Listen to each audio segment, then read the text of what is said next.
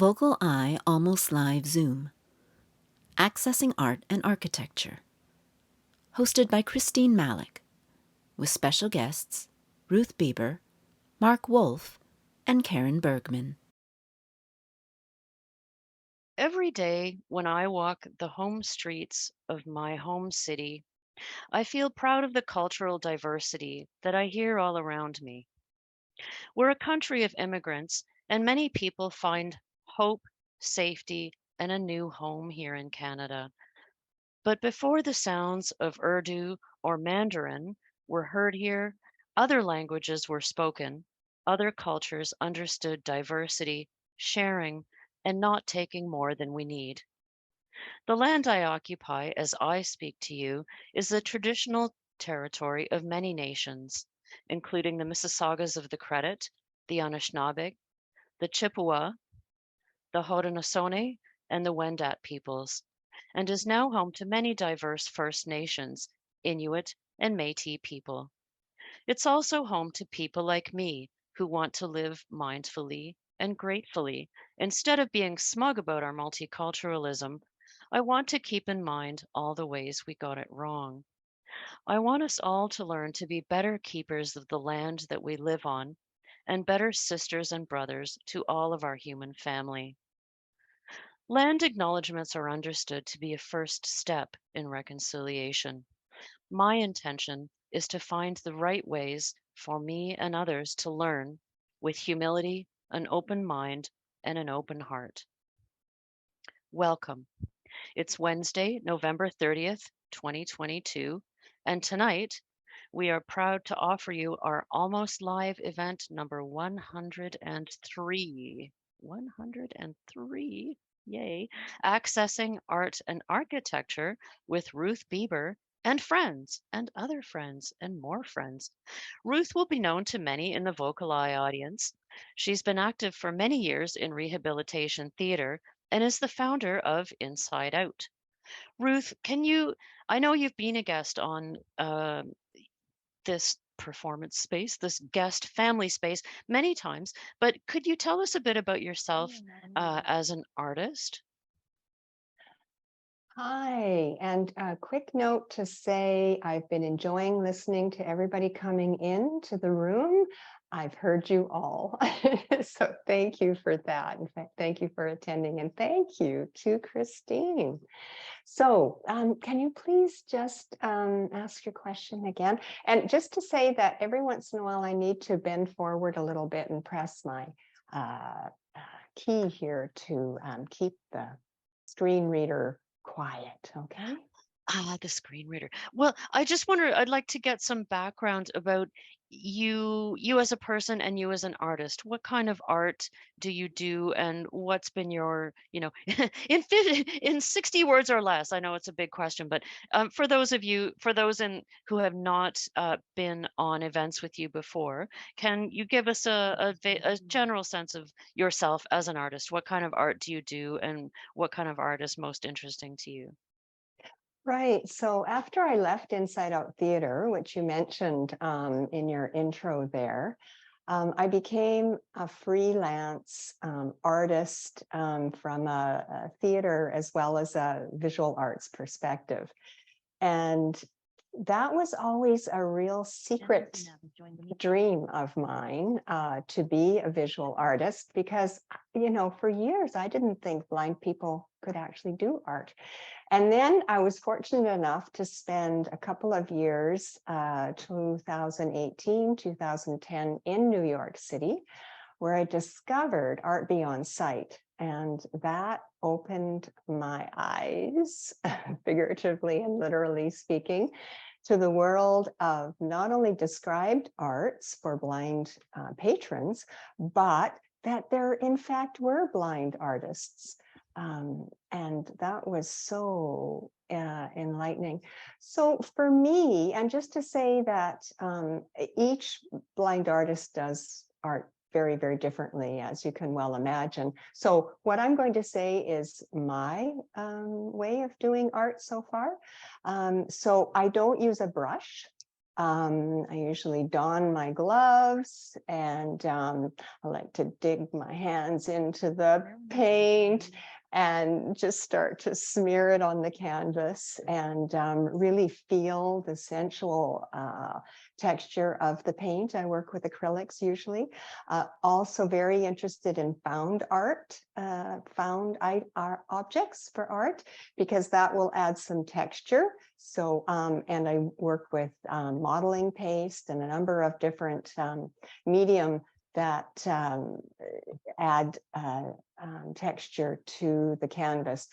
So when I'm finished my piece, which often are very layered, I like that it can be enjoyed by people who can see and people who can't see. So my art is very tactile, and it's also very, very colorful. Does that give you enough? Was that 60 seconds? Perfect. Perfect. Thank you. Thank you. Thank you. Now, you identify as a member of the blind community, so I hope it's not inappropriate for me to ask, as also being in the blind community, do you have sight? Are you using vision, literal vision when you create? Oh, I'm so glad you asked that, because when I was a child, and when I first became legally blind, but still had quite a bit of residual vision, I actually was a pretty good little artist, and I used my eyes at that time. And I think that's what I hung on to all these years when I was losing my sight. It's just the idea of being able to create visually again, but I can't see anything at all. So at this point, Okay. it's all just visual memory and using my hands. Yeah. Now, tonight we're going to be talking very specifically about some of your pieces, but I'd like to go back to something in your little bio introduction. Could you tell us what rehabilitation art is? So I think so we can understand art as something that's just aesthetically pleasing, or we can understand art as something that can be healing and have great powers of healing. And so simply, I think I would say that the rehabilitation art piece is probably doesn't eliminate the aesthetics, but maybe focuses a bit more on the healing power of the arts, and sometimes the meaning. Lily Harris has joined the meeting alert. The meaning of the art, yeah. I'm Now thinking you should hear back. them and they can see you. Oh, So we're hearing Camera on someone's. up here. We're These hearing are things you someone's need to check. audio.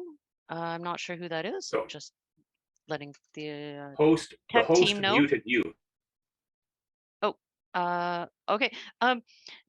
Ruth, I'm thinking about what you said a minute ago about using your fingers versus a brush. And the first thing I thought of was when I play guitar, I use my fingers, not a pick. And people ask me all the time, why don't you use a pick? And because it's louder, it's cleaner. And I try about every 3 years, I think, okay, I really need to tackle this. And I work at it and I can get to a certain level of competence, but I hate it. I don't like it. It doesn't feel right. And so, could you say something about your own experience and why you don't like to use a brush? I have a feeling it's a similar experience to yours, because when I've got a brush in my hand, I'm disconnected from the canvas. Yes. There's an implement between me and the canvas, Yes. and Yes. I want to be connected to the canvas personally. It's a full body experience. Yeah. Oh. Mhm. Can you feel the canvas through the media that you're using, the acrylic or the paint? Can you actually sense the canvas with your fingertips? Oh, yes. Oh, And yeah, and so, but it's different, right? A raw piece of canvas sometimes feels different than a canvas that's been gessoed, than a canvas that's been gessoed and then had some modeling paste put on it. A canvas that then has another layer of acrylic paint on top of the other layer of acrylic paint. So does that make sense? Yes, yes, yes. Mm-hmm. Um, and gesso is something that's going to come up in the film at least, maybe several times. Can you give us a sense of what that is? As art, in terms of visual art, I'm sort of still crawling out of the ooze. There's many things I don't know. And so could you fill us in on what gesso is? Yeah. So if you want to add a certain layer of smoothness or treatment, they often call it, to a raw canvas, you would add gesso to it. And gesso is black or white. And Oh, yeah, so it gives that sort of foundation to a canvas. And many, many people will often start with white gesso, just because that seems to be more, what's the word? You can do a lot on top of a white piece of paper, for example, right? White is more, but I love working with black gesso. I like starting with a black canvas. I think it's really, really cool. So does that answer your question? yes, and it leads to more questions. What color is a bare canvas? Sometimes a bare canvas has been gessoed already, so it will be kind of white. Okay. But it's a light color, if not already white, but maybe not quite as white as gesso. You start to Okay. get into the subtleties, right? Yes. Yeah. Yeah. Yeah, yeah. So if I like without gloves, what would I notice texturally between a gessoed canvas and one that had not been treated in that way? So the raw canvas is slightly rougher. Once you put that gesso on the canvas, it's smooth. It's really nice and smooth. Yeah. And until you do what I do, and start smearing it around and making all kinds of geometric shapes, and then I mean it's still smooth, but it's not slick smooth like a piece of ice Okay. or something. Okay. Okay. Um, Now I'm gonna take a risk here. Is it okay? Like the phrase that won't leave my mind is finger painting. Is that offensive? Is it okay to talk about what you do in that way? Oh, well, I think when I think about finger painting, I think about somebody who takes one finger and dips it in the paint and then maybe draws something, like a Okay. face or a Representational. stick person. Okay. Yeah. And that is not what I do. Okay. Okay. So just to make that distinction, but otherwise, I think that would be okay, as long as you Okay. know that I'm using my whole hand. Oh, so not just your fingertips. Oh, no, no, no, no, no, no. Yeah, Oh. no, we're Oh. smearing things. Imagine, yes, taking a whole handful of paint and putting it on. I mean, sometimes it varies depending on what we're doing, but Sure. yeah, but I would say there is a subtle distinction between finger painting and what I do. Yeah. Thank you. And thank you for Oh, not being offended by my ignorance. no, not at all.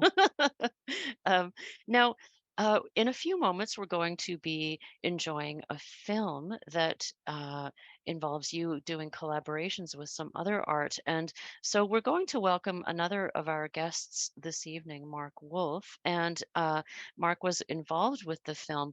Mark has an illustrious history with journalism and holds a degree in complexity studies, which I'm dying to know what that's about, what that means. More recently, Mark has been involved with film work. Ruth, would you like to do a bit more further introduction of Mark and his role in the film work? Well, sure. So when I first applied for the CKCA grant, what does that stand for, Mark? Uh, Columbia, Columbia Kootenai Kootenai, Cultural Alliance. right. Um, so I was applying for a grant to create a body of art, which is what I did for exhibition. And the person who operated or operates the Tilted Brick Gallery in Creston, Marnie Temple, she had this very great inspiration that the process of creating the body of art in collaboration with 3 other artists, cited artists, I might add, it would be really fun to videotape the process and prepare a videotape. And she suggested Mark Wolfe. And so Mark and I spent many, many hours working on this documentary, and he was a delight to work with, I just want to say. Oh, oh, oh. Well, welcome, Mark. I'm dying to know. Can you just satisfy my curiosity? What is complexity studies before I ask you about the film? Well, yeah, you know about chaos theory, Yes. and everyone's heard about chaos theory, and complexity is just kind of the next generation of that thinking of what in Jurassic Park was made famous when one of the characters is accused of having done fashionable number crunching and spent his life doing that. So I spent my life doing some fashionable number crunching when I did my doctorate about 20 years ago. Oh, wow. And so it seems like 100 years ago, because I don't do much of that kind of scientific work anymore. Film is much more interesting. Can you tell us what engaged you when you were approached about doing this film? Oh, absolutely. It was interesting because as Ruth just described it, the initial intent was to do a short video that would simply document this collaborative process. And it didn't take any time at all, as many of you can appreciate from having just heard Ruth speak, that there was a lot going on underneath the hood in such a project.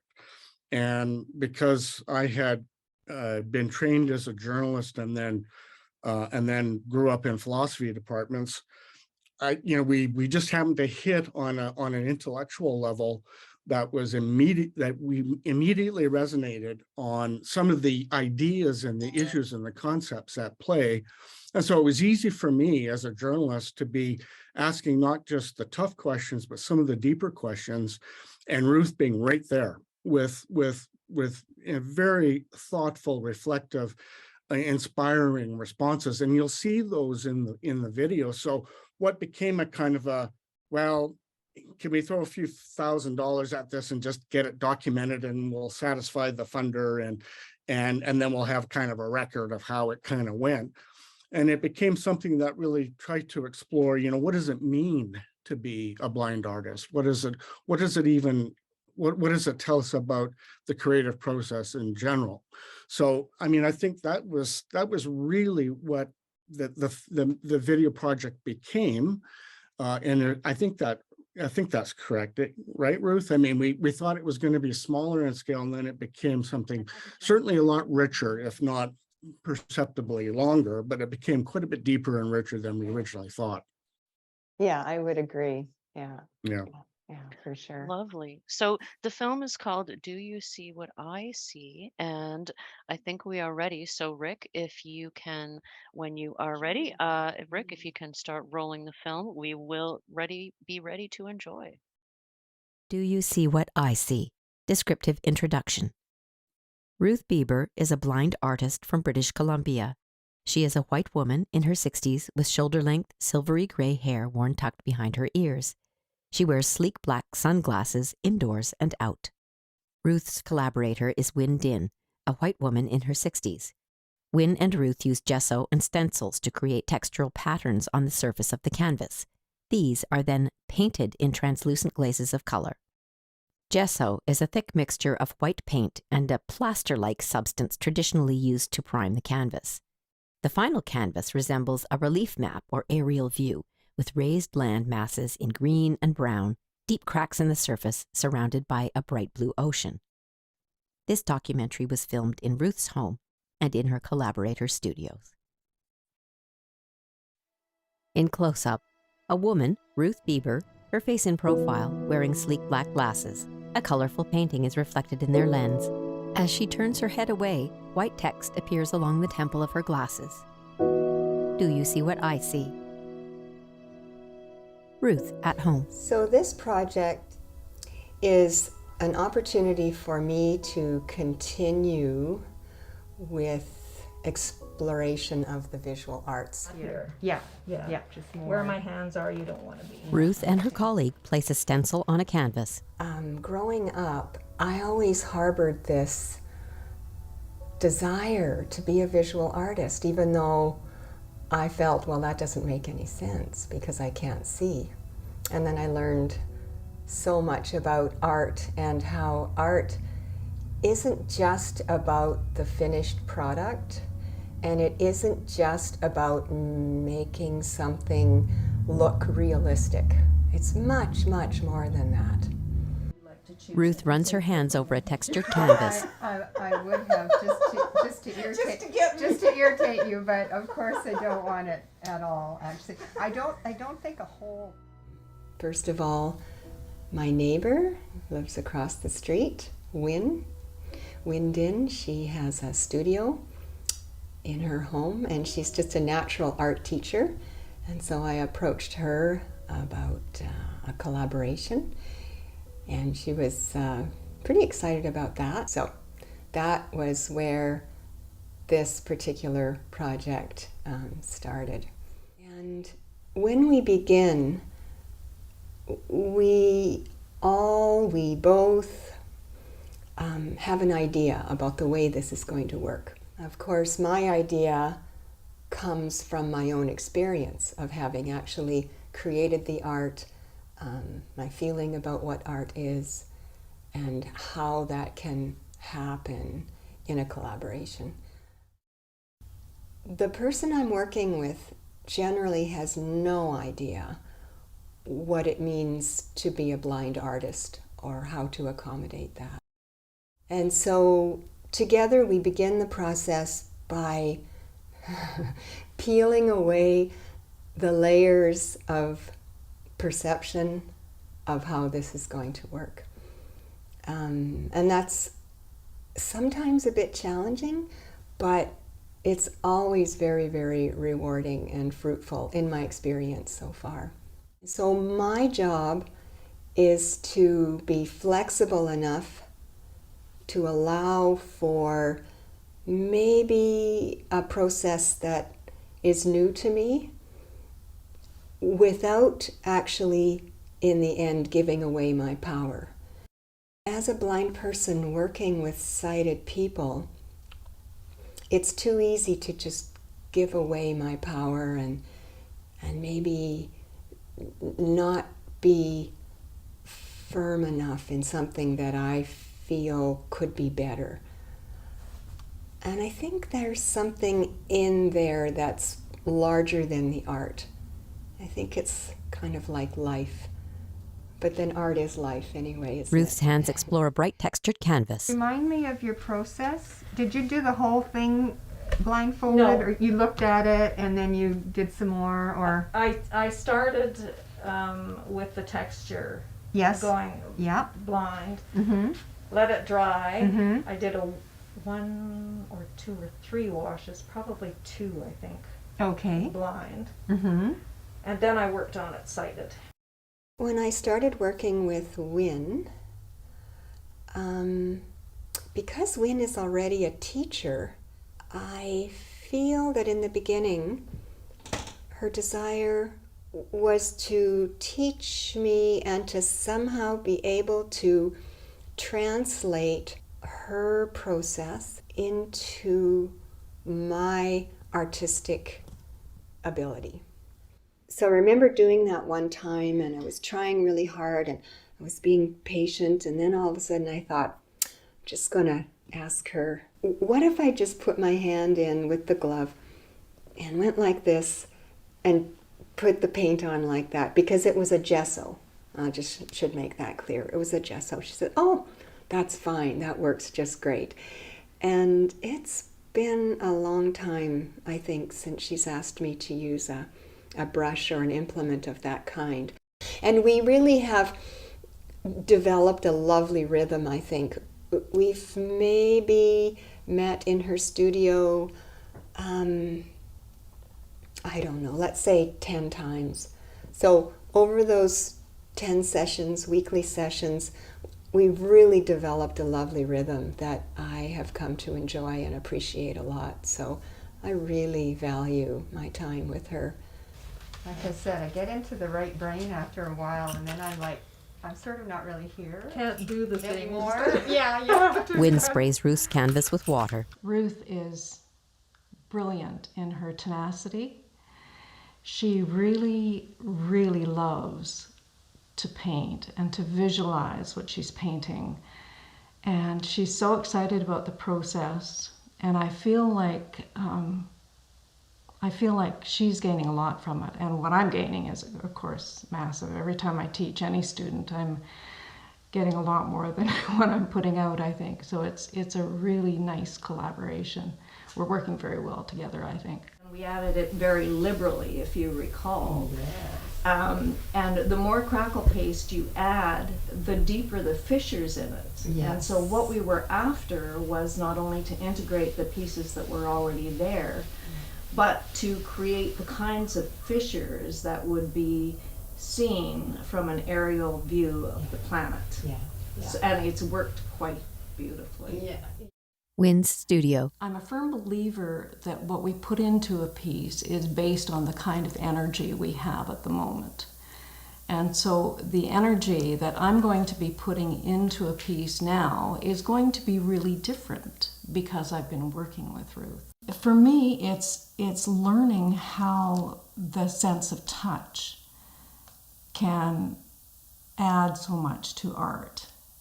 I have always been a very tactile person myself, and I loathe going into a gallery and not being able to touch pieces, because particularly artists who work with heavy texture or with any texture at all, really, my instinct is to reach out and touch. And the fact is, we're working on that. We're working on a show where tactility is going to be the be-all and end-all as much as the color and the light and the sight of the painting. Ruth at home. It's really important for me to be continuing with this art education, I might call it, at this point in my life and beyond, because that's how I understand the artistic process, by doing it. But it's in the doing that actually feeds my soul, I guess, right? You know, Wassily Kandinsky says art is an expression of the soul, right? So that's always been my sort of raison d'etre, is to make creativity accessible to all people, not just the elite, which I think sometimes that happens in our culture. I don't want people to come to this exhibit and think, oh, this is what blind art is. I call it blind art. And yes, it is blind art, but it's so much more than that. In my case here, you might say that there's a willingness to expand the definition of what it is to be an artist. And I really love that. I think that's really cool. Ruth's bare foot hovers over a canvas on the floor while Wynne spreads thick white gesso below it. I not with you, because I know you'll just fix it. You'll just do something with it. And it'll be great. You'll go, oh, that was such a delicious mistake. An art gallery. Large black letters on a white wall. Beyond the horizon, Ruth Bieber. A white gesso canvas hangs below the words.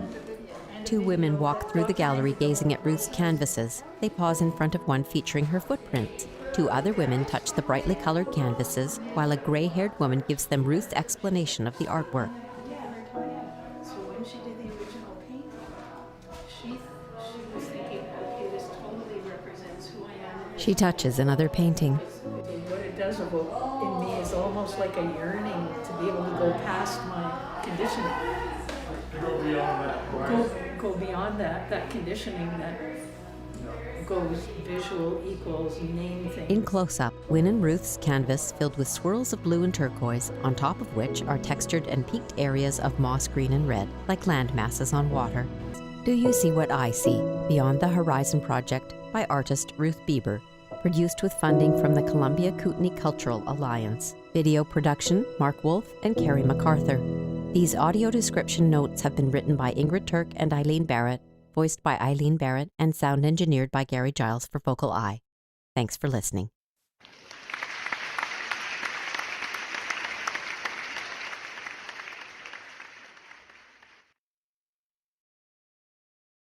And there's great applause from everyone because that was great. That was beautiful. Ruth, I'm thinking about art and collaboration, and I'm not sure I'd call myself an artist, but as a musician, there's nothing I want more than to sing with other people. But as a writer, there's nothing I want less.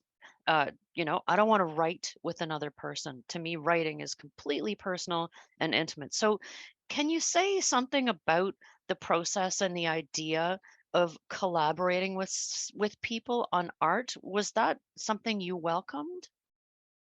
Oh, you've made such interesting comparisons. I really appreciate that, Christine. For me, yes, I would definitely say collaboration is something I very much welcome. I think collaboration has always kind of been a part of my nature. In a way, as a child, I learned how to value friendship. And somehow there's a connection there for me. When I had my theater company, it was a collaborative creative process as well at the same time. So then when I became involved with the arts, it just seems to me that that was a natural progression. So not only because I enjoy collaboration, but because I learn so much each time I collaborate with a different artist. And you'll see a little bit of the evidence of that when we get into my art pieces. That's so interesting. Mark, earlier in our introduction, you alluded to the idea that this project became much deeper and more interesting than you expected it to be. Can you say something more detailed or give an example of a moment when you realized, oh, this is actually more complex and philosophically intriguing than I thought it would be? Was there one moment or example where that came true for you? Well, I think there were several, and Ruth talking about Vasily Kandinsky, sort of pretty well nailed it. I mean, in terms of early 20th century philosophy, it was a direct hit, but it was sharing that kind of a vocabulary and that sort of understanding of what has been at play in other artists in history who have thought through the very process. Now, we didn't get into Immanuel Kant's, theory of the sublime or anything. That would not have been appropriate. But in a way, it was there anyway. And it was there in small and large ways. And so I don't think there's any single thing that I can point to other than just those examples that we heard in the video itself. Mark, what was the editing process like for you? Was there a lot of content that was really hard to get rid of because the film is fairly concise and you had to choose what you focused on? Was it difficult to winnow down from what the material you had? Yeah, yes and no. Ruth and I went back and forth on what this was this a real documentary or is it just a film? Was it just a nice record of a collaboration, or would it be something? Documentaries traditionally have strong elements of conflict, in them. That's what makes them documentaries. It's usually somebody overcoming some unforeseen or against all odds kind of story. That's what really makes powerful documentary historically. And to be fair, there was actually some strong undercurrents of conflict in this, in these collaborations that I don't think we want to talk about tonight at all. But I mean, there was enough sort of back and forth with the artists. As I talked to the other artists, at times, they would ask my opinion on how I thought the whole project was going, which was not very appropriate. I was a filmmaker, I wasn't a collaborator. Right. So I mean, there was potential there for the documentary to have a lot more grist for the mill, as it were. But the decision was made to keep it, not to artificially keep it positive, but to really key on the really poignant things that Ruth so easily and fluidly imparts in her descriptions of her experiences throughout her life, but also in that collaboration and in previous collaborations in other cities. And so it was really Ruth's ability to reach deep and articulate the meaning of what was transpiring with the three collaborators that really carried it. And so those were easy to pick out in the editing process. I mean, there were islands that you could easily step from one to the other to carry the narrative of this project. And the other thing I should mention is each of the participants was really good. And I think Wynn might be online now, actually, but Wynn was the one that was most reluctant, not for any political or ideological reason, but just because she was a little nervous about being on camera. And we had a great time in her studio, and she just really came to life. And so that was that helped. And when you see that passion and that energy, I mean, it just calls out. It makes the editing process pretty easy. I can see that would be really rewarding as a filmmaker. Ruth, I'm interested in your relationship with color. So from what you've described of your history with your vision, you saw color, but you no longer see color. Is it something you worry that you will lose the visual memory of that? Oh, I don't worry about losing the visual memory of color. But interestingly enough, the only colors I can bring to mind are the colors that I saw before I lost my ability to see color.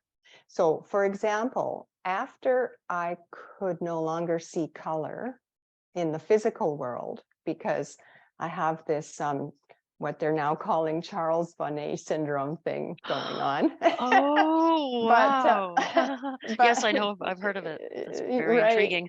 Yeah, there's a group through the CNIB. It's really interesting meeting with other people. But indigo became a thing after I lost my sight.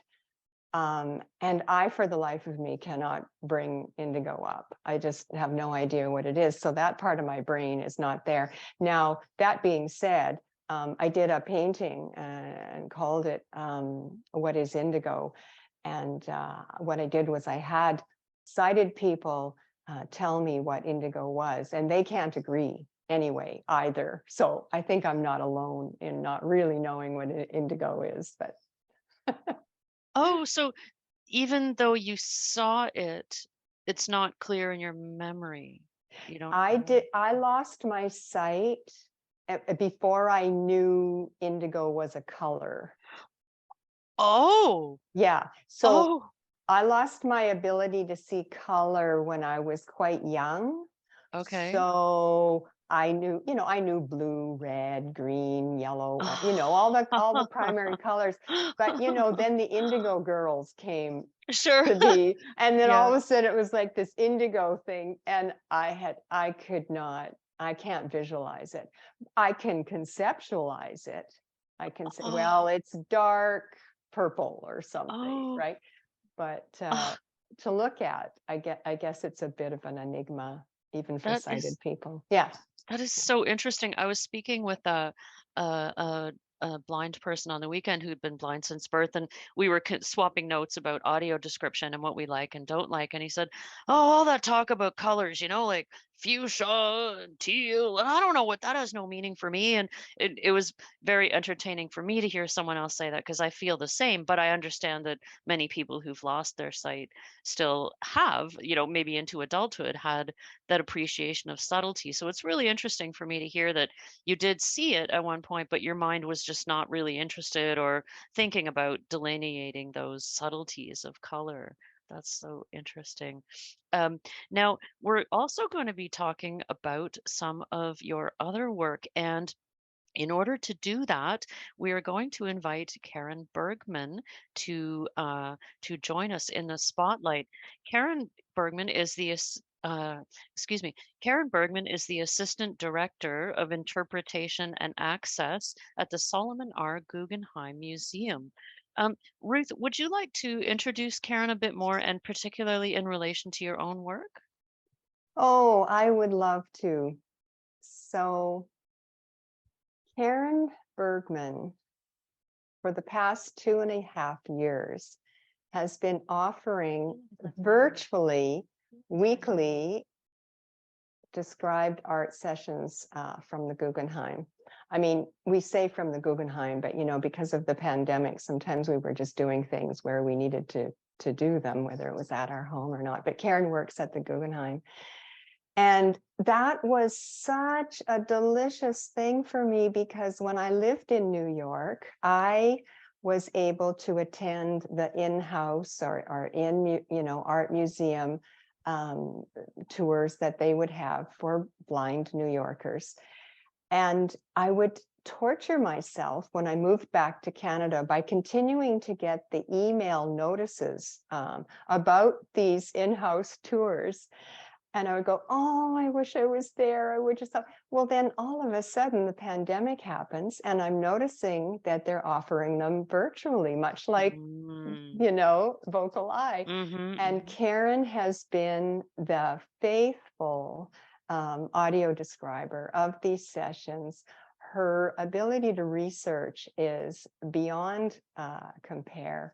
And of course, later this evening, we get to see another big project she was a part of, describing the Guggenheim, which is such a beautiful piece of architecture. So people without sight can enjoy it.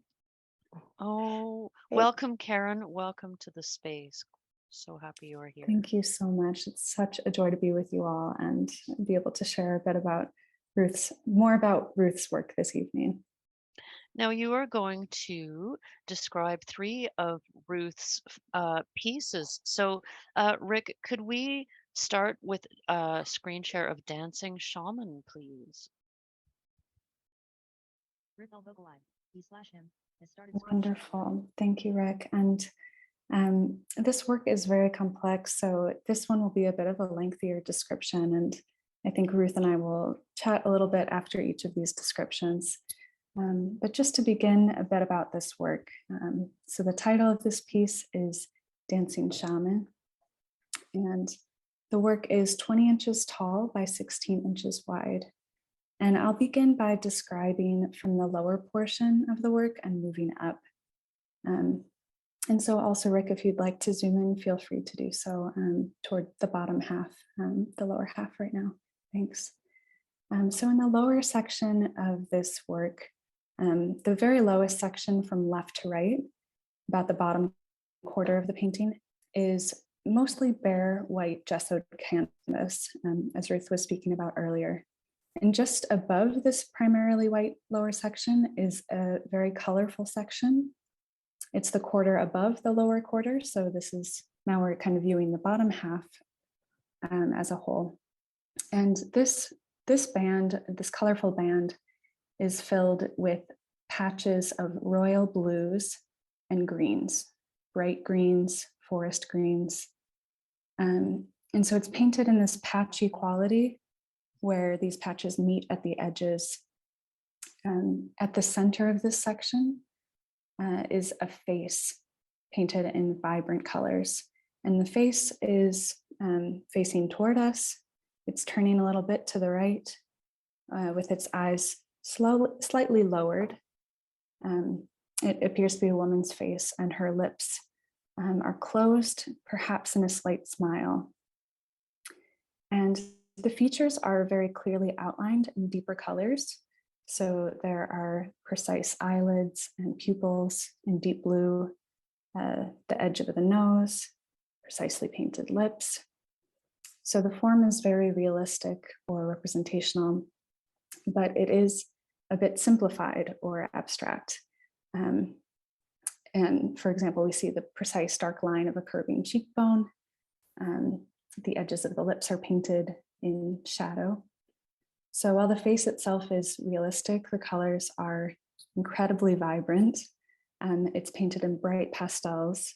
The forehead is a bubblegum pink with dots of red, gold, and lime green.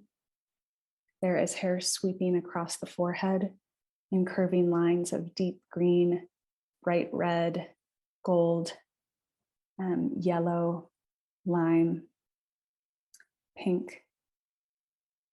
And one cheek is painted lavender with a dot of white splashed on top where maybe light would be reflecting.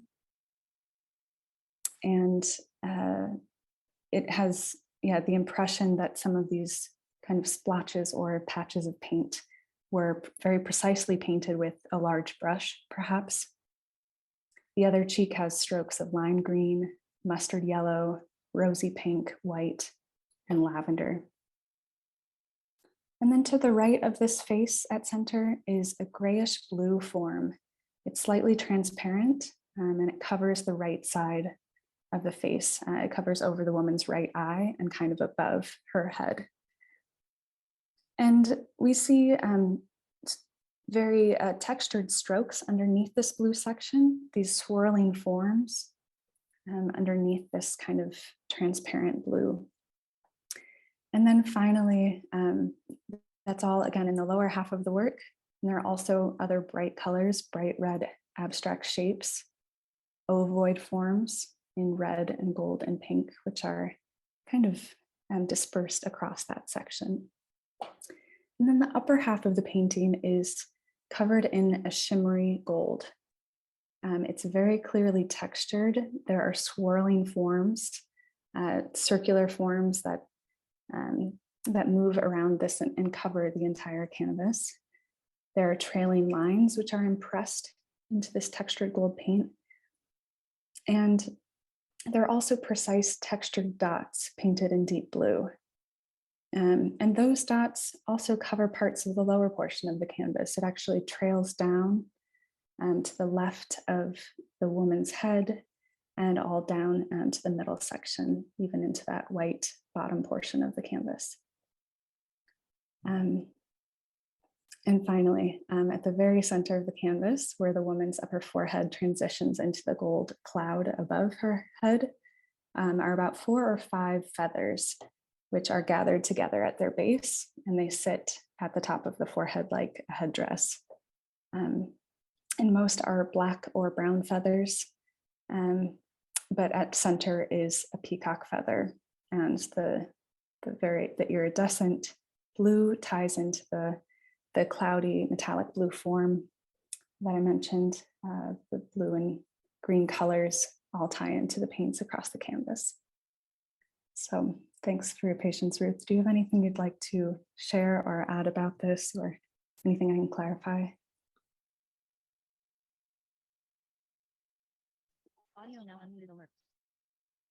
Thanks, Karen. That was really fun for me to hear you describe that, that piece. And it had been a long time since I've even really thought about it in that much detail. So that was really great. What I will add is that this was probably one of the first collaborative pieces I ever worked on. And I did this together with a really fine and quite a well-known artist in Kelowna named Rena Warren. And I'm not sure if she's on the call tonight or not. I invited her and let her know that this is what we would be doing. But her aspiration was for both of us to be sitting together at the same time, working on the piece. For me, I would say that was a little bit of an intimidating process. But I was certainly willing to go forth and try it. And as I was working with the paint, as I described to Christine earlier, just putting the paint in my hand and smearing it onto the canvas and feeling the texture and the sensuality of the paint, I soon became quite lost in my right brain. And I was totally unaware of what Rena was doing. I really did not concern myself with how she was painting at all. And also, she was very clever because she knew I had taken a 2-year shaman training program. And so she was asking me about it. And so I was talking about that, and shamanism is kind of a very right brain experience as well. So I was quite steeped. And then when the painting was finished, of course, it needs to dry before I can really experience it from that perspective. And so I don't remember, to be honest, whether we talked about what was there or if we waited for it to dry so that I could feel it and then talk about it. And in any case, the first time we talked about the painting was when she said she was kind of painting my face in an abstract kind of way while I was painting with the paint. And she said that she thought that it should be called Dancing Shaman. And so I said, well, maybe I can find some feathers. So I wanted to add some feathers to the painting. And this is where we get some fun comparison, where collaboration is concerned between this piece and the next piece we're going to talk about. But I thought maybe she would put the, maybe we would put the feathers somehow in the paint and cover them up with some layers of paint or something like that. But she just, tied them all together in a bundle and stuck them there and said, that looks great. And so there they are. And that's what we ended up with. That sounds like a lovely transition into the second image called Found a Feather. So Rick, can we transition to that one, please? Thank you, Rick. So this second work, again, is titled Found a Feather. This one is 20 inches wide by 16 inches tall. And this is also on canvas. This was made in 2021. And the overall impression from afar of this work is of a deep orangish brown canvas with abstract shapes and textures covering this work. And upon closer look, we can see that it's covered in precise brushstrokes of many colors in the gold, orange, burnt umber, and sap green tones. And it appears, in looking even at the very center, Rick, if you'd like to zoom in a bit toward the center, that it's covered in layers or washes of color.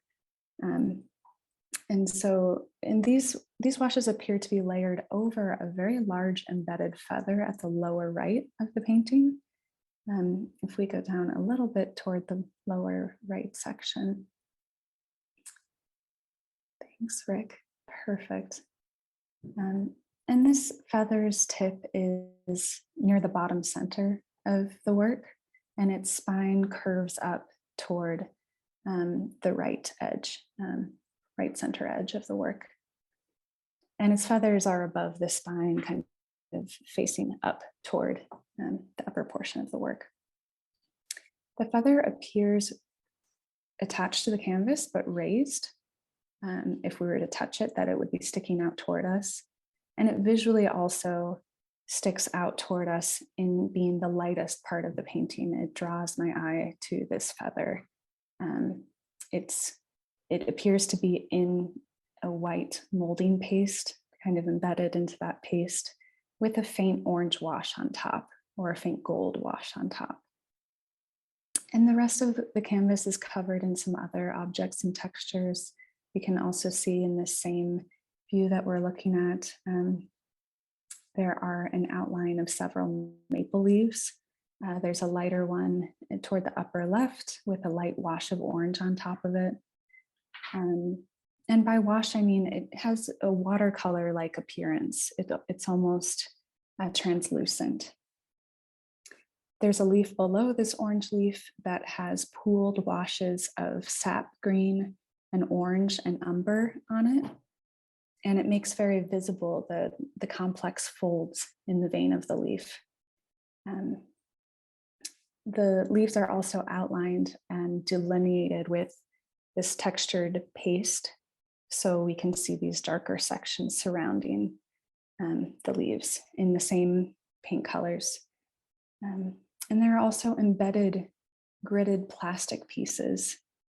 So even if, Rick, if you would zoom in toward the lighter leaf toward the upper left, there are these long pieces of gridded plastic, like the netting of a vegetable bag that you would buy at the grocery store.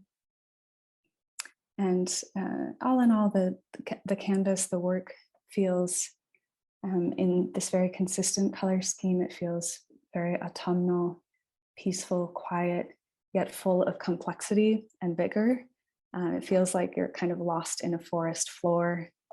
It's both still in the balanced placement of these natural and gridded objects, and yet it feels that there is lots of swirling movement and depth with all of these layered washes.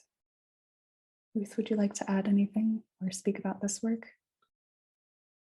Oh, Karen, the way you described that just brought me right back to Windin's studio. Windin was the artist I collaborated with.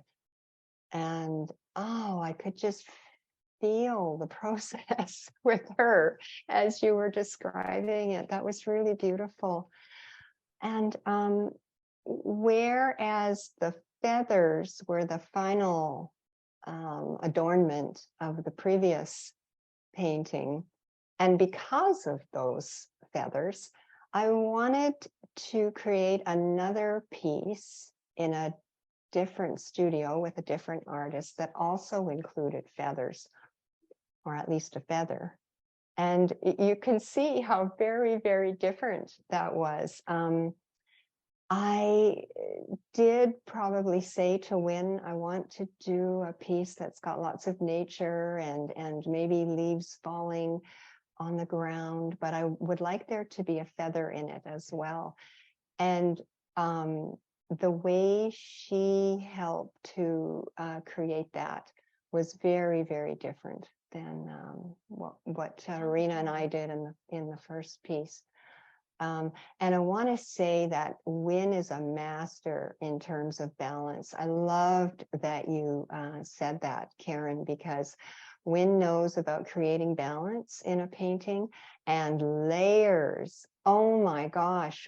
I would go to her studio and I would say, okay, this is what I'd like to work on today. And I mean, we would get one layer done and then I'd have to go home and wait for it to dry and come back and feel it. And then, be another layer. And she'd say, really, what do you want to do next? I mean, she really did let me lead with the process, but she was very integral where the layering process was concerned. And I love this piece so much. And yeah, it was purchased by my friends from Creston, Lauren, and Angela. And I think that's another great place to segue, actually. Let's segue into the third and final piece, Desert Storm. Rick, can you put that up for sharing, please? Thank you, Rick. So yes, this is a third work, and we've progressively moved to pieces that are more abstract. So with this work, there is nothing representational or identifiable on the work itself. It's completely abstract. It's primarily a light sandy tan color. And again, it's titled Desert Storm. It's 20 inches tall by 16 inches wide, and it's on canvas. This was also made by Ruth in 2021. And on this work, there are visible textured, mostly horizontal movements across the canvas, is what I first see, primarily horizontal strokes. And we can see shadows of some of these strokes, which seem to create more distinct horizontal lines. I can also see swooping curving lines from the bottom left. Rick, if you'd like to zoom in toward the bottom left corner, there are kind of these curving lines that seem to go mostly vertical. And they almost seem to move in a spiraling diagonal motion toward the upper right of the canvas. And the tan and gray forms on this canvas feel very cloudy. It's difficult to distinguish visually if this is a very layered work, which gives it this hazy quality. And exactly where we're seeing kind of here at the center of the work, the lower center, there are overlays of lighter or whiter sections. And upon closer look, as I see this, I think they're perhaps not different colored sections, but simply more reflective sections. Perhaps they're covered with a glossy paint. They feel a bit gold or certainly reflective. And then if we can also just move to the top of the work, it seems like there are textured bits really throughout this work, but also perhaps more identifiable at the top that look like sand embedded.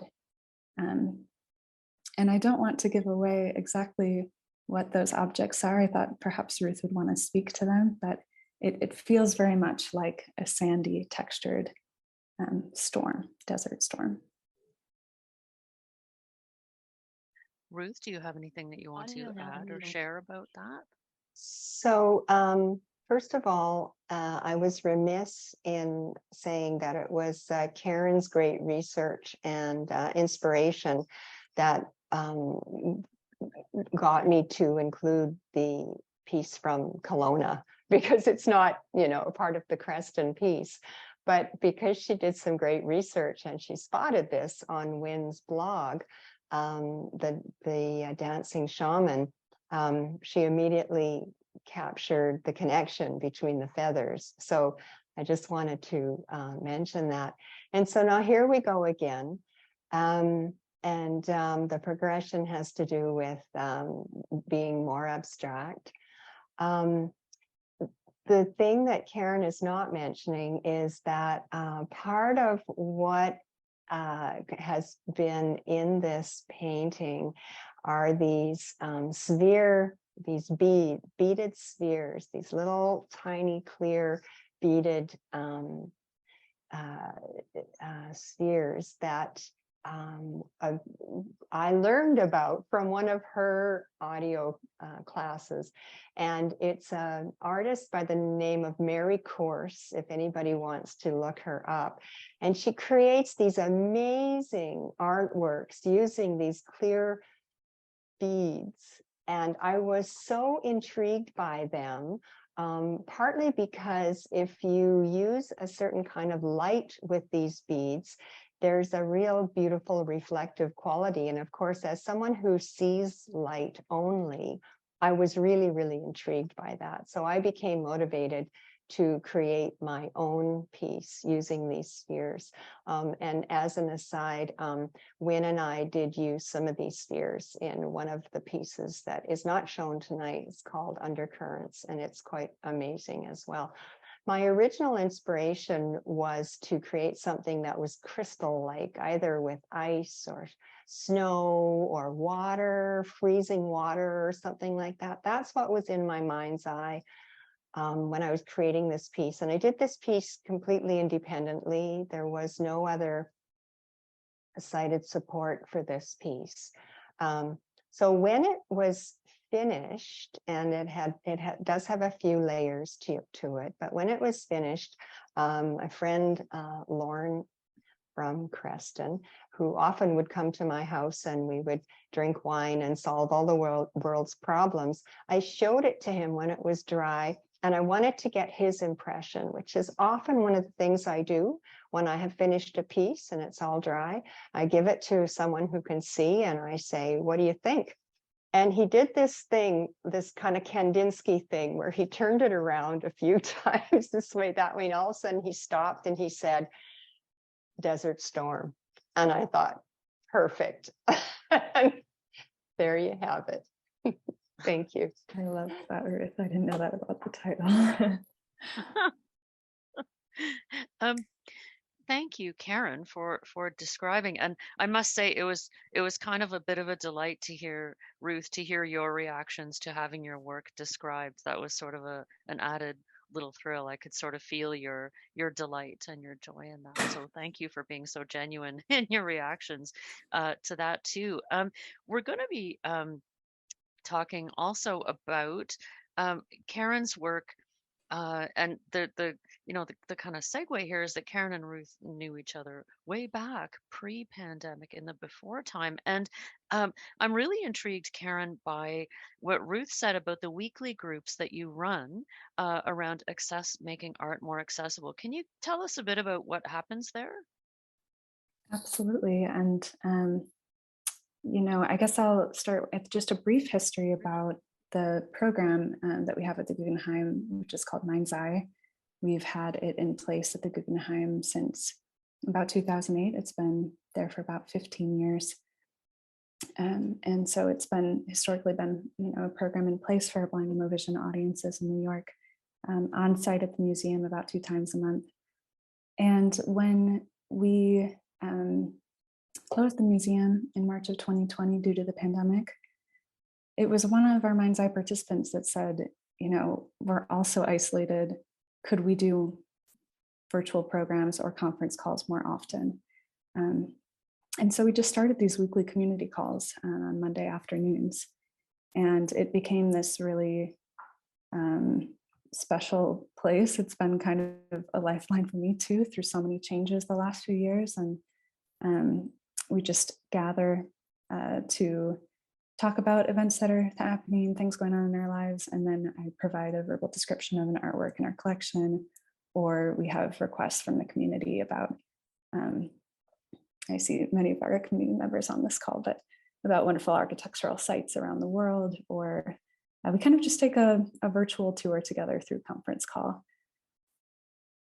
I'm curious about how you personally became involved in the art or science of audio describing. How did that happen for you? Yeah, it's been kind of a long process through my life personally. I went to a school, even as a 3rd grader, I sat next to a blind student who became a dear friend. And so from an early age, I was really interested in you've been doing it all your life, basically. slowly, bit by bit. And yeah, so I've worked at various institutions. I learned a lot working at the Whitney Museum, and I'm so thrilled to be at the Guggenheim now. Are you an artist yourself? I am. I'm a painter myself. Have you ever described your work on the calls or at the events? I've been requested to, and I should do that at some point. Everyone's been very gracious about wanting to hear more about my work. Oh, it's hard to know, right? That's a funny balance, isn't it? Yeah. Now, you've done something that I'm really intrigued by, which is just some art description of architecture. And so we're going to hear an audio piece that I'm on the edge of my seat, virtually speaking, to hear. So is there any way that you want to set that up, or does it sort of speak for itself? I guess just as a brief setup, this is a project that came out of that time of museum closure, where we were all kind of missing the museum as a space. And the script was written out of interviews with staff members, with Mind's Eye participants. And so it was really this exercise in collective memory about a space that we loved. And it was started as kind of an audio, it was started as a verbal description. But as we were writing it, we realized it's such a multi-sensory space. And so it kind of grew from being just a visual description to really being kind of a transporting meditative experience about what it feels like to be in the space as a whole. Oh my gosh, that's a beautiful setup. I have goosebumps already. Collective Thanks, Oh, Christine. that's very poignant. That's very sweet. So Rick, can we please play that now?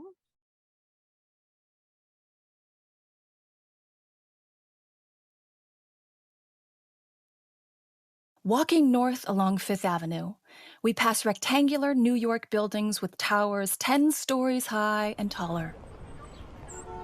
Traffic rushes by. Central Park is on our left. We may hear pedestrians talking or birds calling above us in the foliage. Crossing 87th Street, we glimpse a bright ivory gray curving form ahead protruding from the rectilinear shapes around it. The trees and buildings partially obscure the view, but as we near 88th Street, the circular concrete building reveals itself in full magnificence. It's the Solomon R. Guggenheim Museum. The Guggenheim occupies the whole stretch of Fifth Avenue between 88th and 89th Street. We sense that the building belongs to this place. It's dug in, emerging from beneath the ground plane. It's an asymmetrical building. On the south side of the block is a large circular form, like an inverted 4-layer tiered cake, each ring wider than the one below it. The base of each layer cuts in at a sharp angle, so the tiers seem to float, with space between them. On the north side of the block is a smaller circular form, half the other's height. The structure gives the overall impression of an air traffic control center, distinguished by half-moon-shaped windows with dark mullions that span one level, a rectangular form sandwiched between that level and the building's top floor, circled with windows in the round. There's a sense that both circular forms are sitting on a deep, hovering shelf as a second-floor concrete wall wraps around them. We also see some vertical elements skewering the building together. The entire building is painted a light gray, though on a sunlit day it can appear bright white. The only exception is a frieze circling the top of the smaller building, which is a greenish tone made of copper. Moving closer, our sense of scale changes. The structure feels intimate and contained. It's set far back from the street and looks deceptively small tucked between the tall buildings around us, yet the curves of the building reach out towards us, gently muscling the city grid to the side. Looking up, the bright facade bulges out towards Fifth Avenue. The round layers aren't entirely smooth. The skin of the paint reveals a diagonal grid in the concrete from underneath. Soft shadows emerge when the sun hits at certain angles. As we step towards the building, the sidewalk widens. Street vendors are parked along the way, and the aromas of hot dogs and falafel drift towards you. The sidewalk ends at knee-high walls, creating a buffer zone between the building and the street where deep planters embedded in the urban block make a landscaped garden and reveal a ramp to a side entrance below street level. Year-round, people perch along these walls, taking in the sun, enjoying a snack from a street vendor, or watching the passing parade of New Yorkers and visitors. Approaching the museum's main entrance, the walls funnel us into the shadow of the overhang.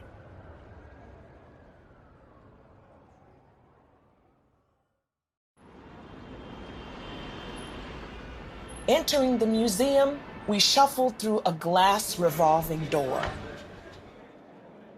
There's a sudden ambience shift in sound and temperature as we emerge from the open outdoors into the low-ceiling vestibule.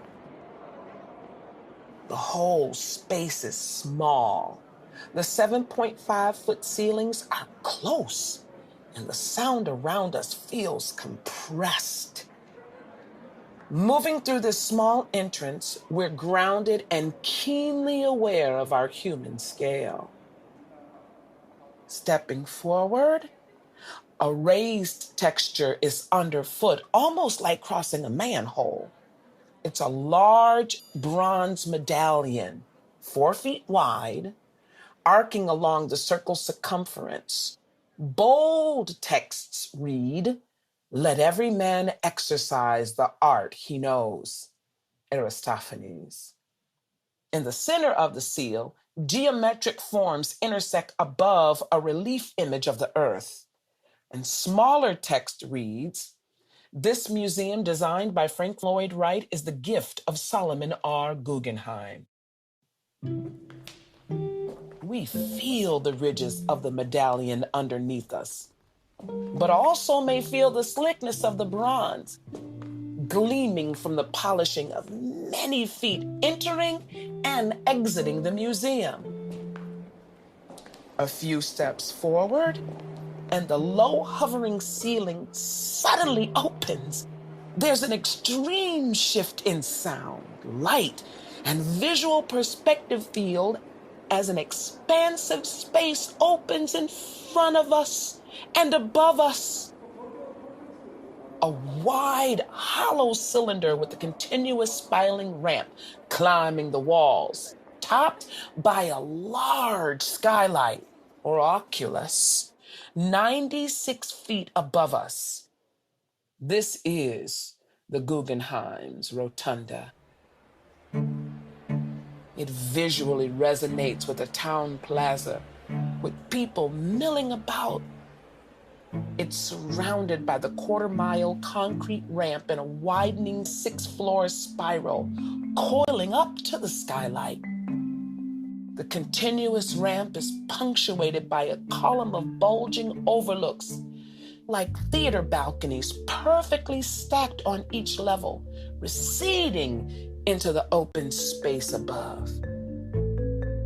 This is not such a tall structure, but it feels monumental, with the expanse of light and space surrounding us. Entering the museum is about the experience of movement. The transition from the open outdoors to a tight indoor space to another expansive space.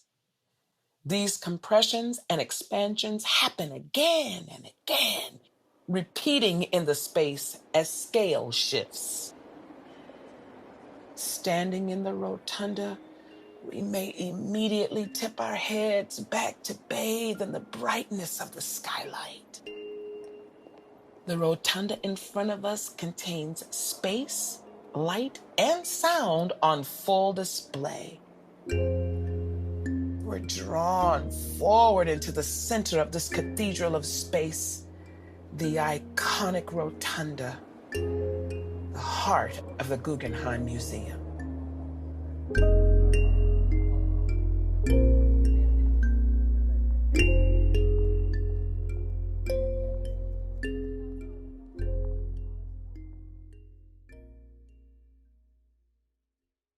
Nothing is static in the museum's rotunda. The curves always imply motion, spiraling, flowing with no resting point. This also translates into sound. At all times, we are aware of murmuring enveloping us, even the water in the rotunda's elliptical fountain merging with the general soundscape like another voice.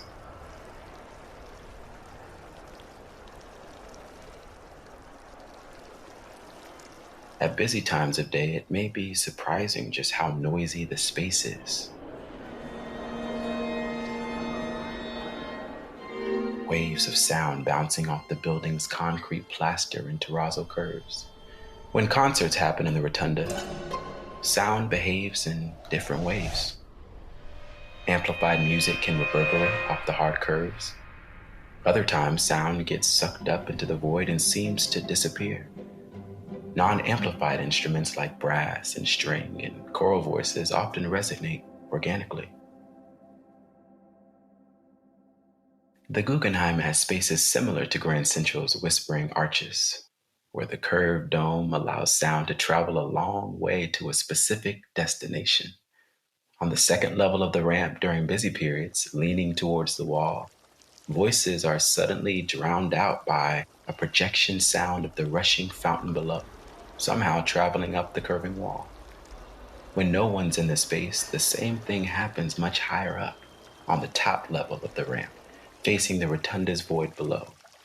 You can hear the fountain murmuring up behind you.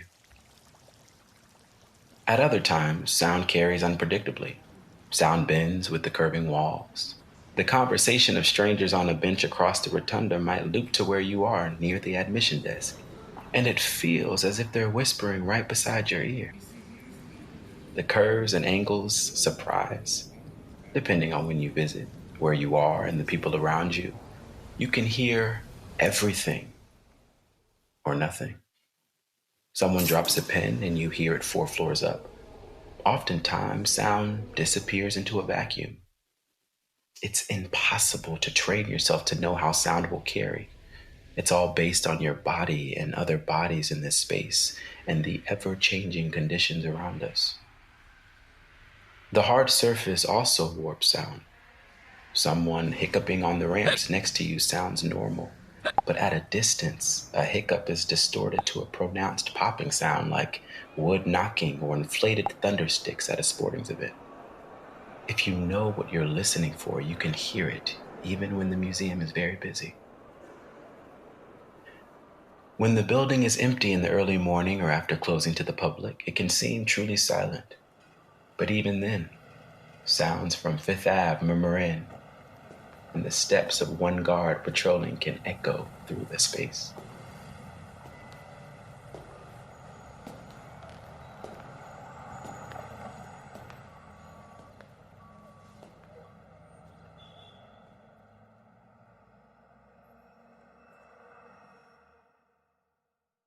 At the base of the spiral ramp, a 1/4 mile path unfolds in front of us in ever-widening loops.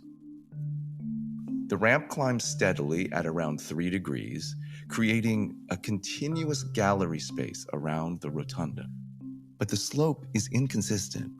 At places, it nearly flattens, while elsewhere the angle is as steep as 5.5 degrees, slowing our pace as we hike up. On the top ramp of the museum, the spiral ends at a high, small overlook. Above, it's topped off with the lid of the skylight. Seeing the spiral turning up into the horizontal base of the skylight gives us a visual reminder of just how intense the 3-degree slope is. We feel the energy of the spiral and its containment at this juncture. While the lower coils have ceilings around 9 feet high, here the ceiling opens to the skylight. Ascending the highest coil of the ramp, there's a great difference in ceiling height. It starts expansive and ends cramped, where the spiral's energy is restrained by the skylight. The floor not only rises at an incline, but it also tilts subtly towards the gallery walls. Everything about the floor's incline relates to the handmade quality of the space. You may notice pockmarks in the floor, evidence of anchoring sculptures during exhibitions. If sculptures were not anchored in this way, the vibrations of feet moving up the ramps would slowly shift the works, like glaciers. The first 2 levels of the ramp have straight vertical walls, but starting on level 3, the wall leans back to an angle of about 105 degrees, like the slant of an artist's easel. This slight angling out is a noticeable iconic element of the space. Because artworks are hung upright, they appear to be floating off the back wall with no evidence of the hidden structure that's holding them up. At the base of the gallery walls, another angled element is present. A sloping shelf runs from the floor to the gallery wall, keeping us at a distance from the back wall. We call this the apron. Even with all of these angles, the path from the waist-high walls to the floor, to the apron, to the gallery wall, still appears continuous. Any of these odd angles may contribute to a feeling of being off-kilter.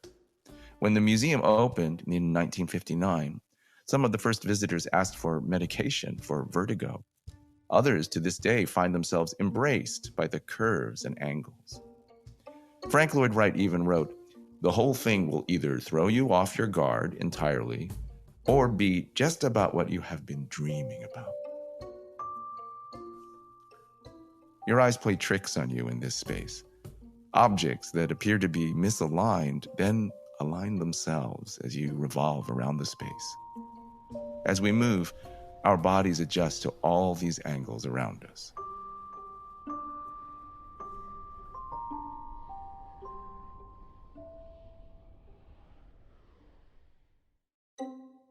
As you walk up the spiraling ramp, an ever-expanding space unfurls in front of you. This sense increases as we travel higher, as if the building is lifting us. At the lowest level, the ramp is a bit cramped, like the tight grid of New York's Soho neighborhood. As ramps widen, it feels more like a broad path, the difference between Mott Street and Broadway, or an alley and a boulevard. Even while sitting on one of the benches along the ramp, you might not feel grounded. On the bump outs, the balcony-like semicircles projecting into the rotunda, we feel we're suspended in the void. And we are.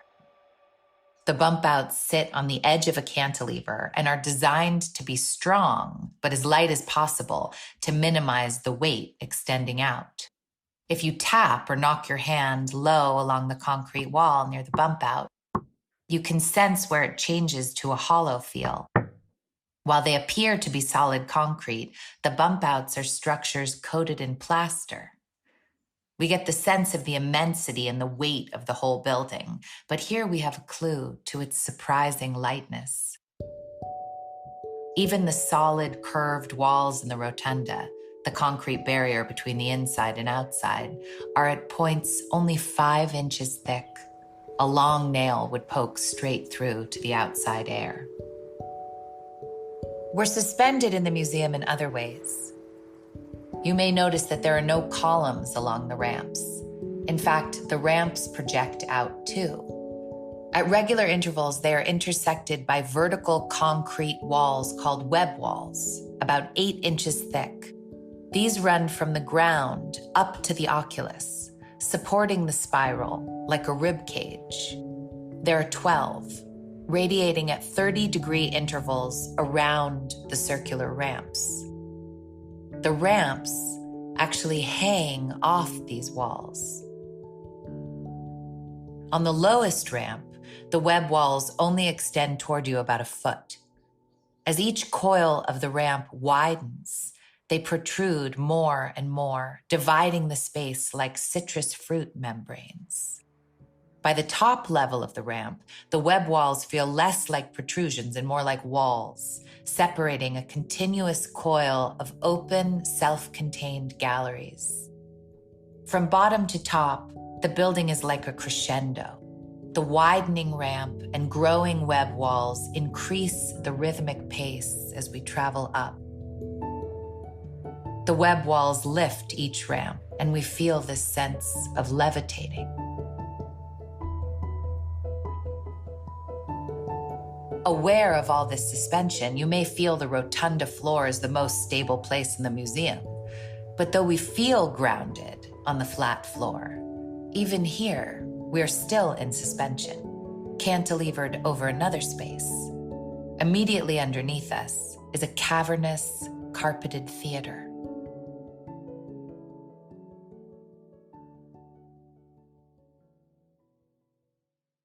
The concrete everywhere inside is painted and appears white, though really what we experience is brightness.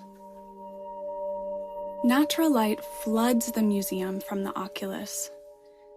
As you walk up the ramps, you may feel the heat of the light on the left side of your face as it pours from the oculus into the rotunda's void.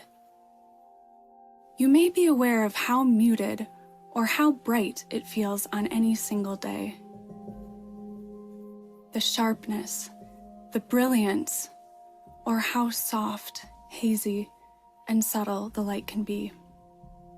The quality of light can completely transform the feeling inside the museum.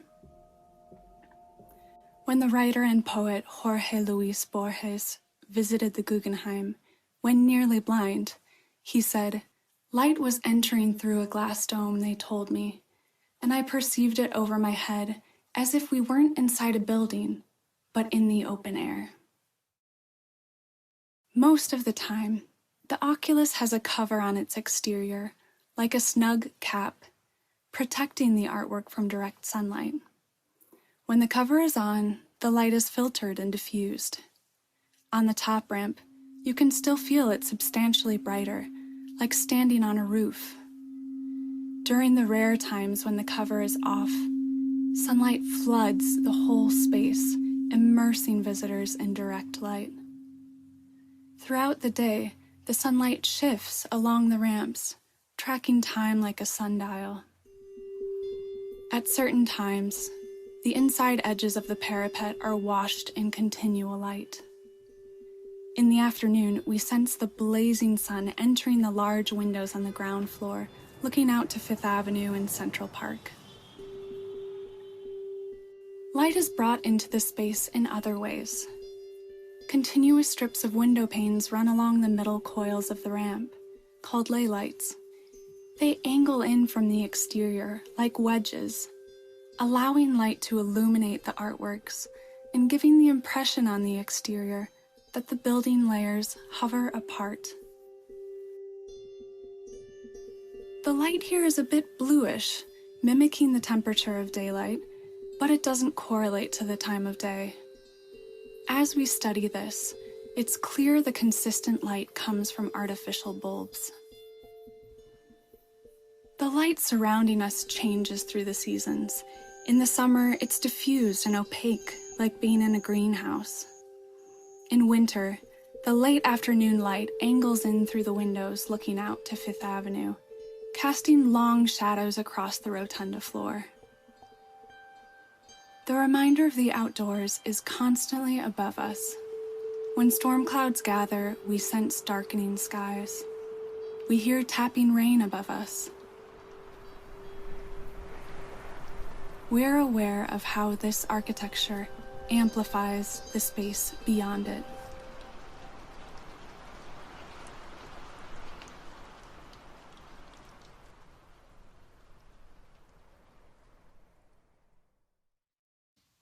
There is an interplay between the small and intimate and the grand communal spaces within the building.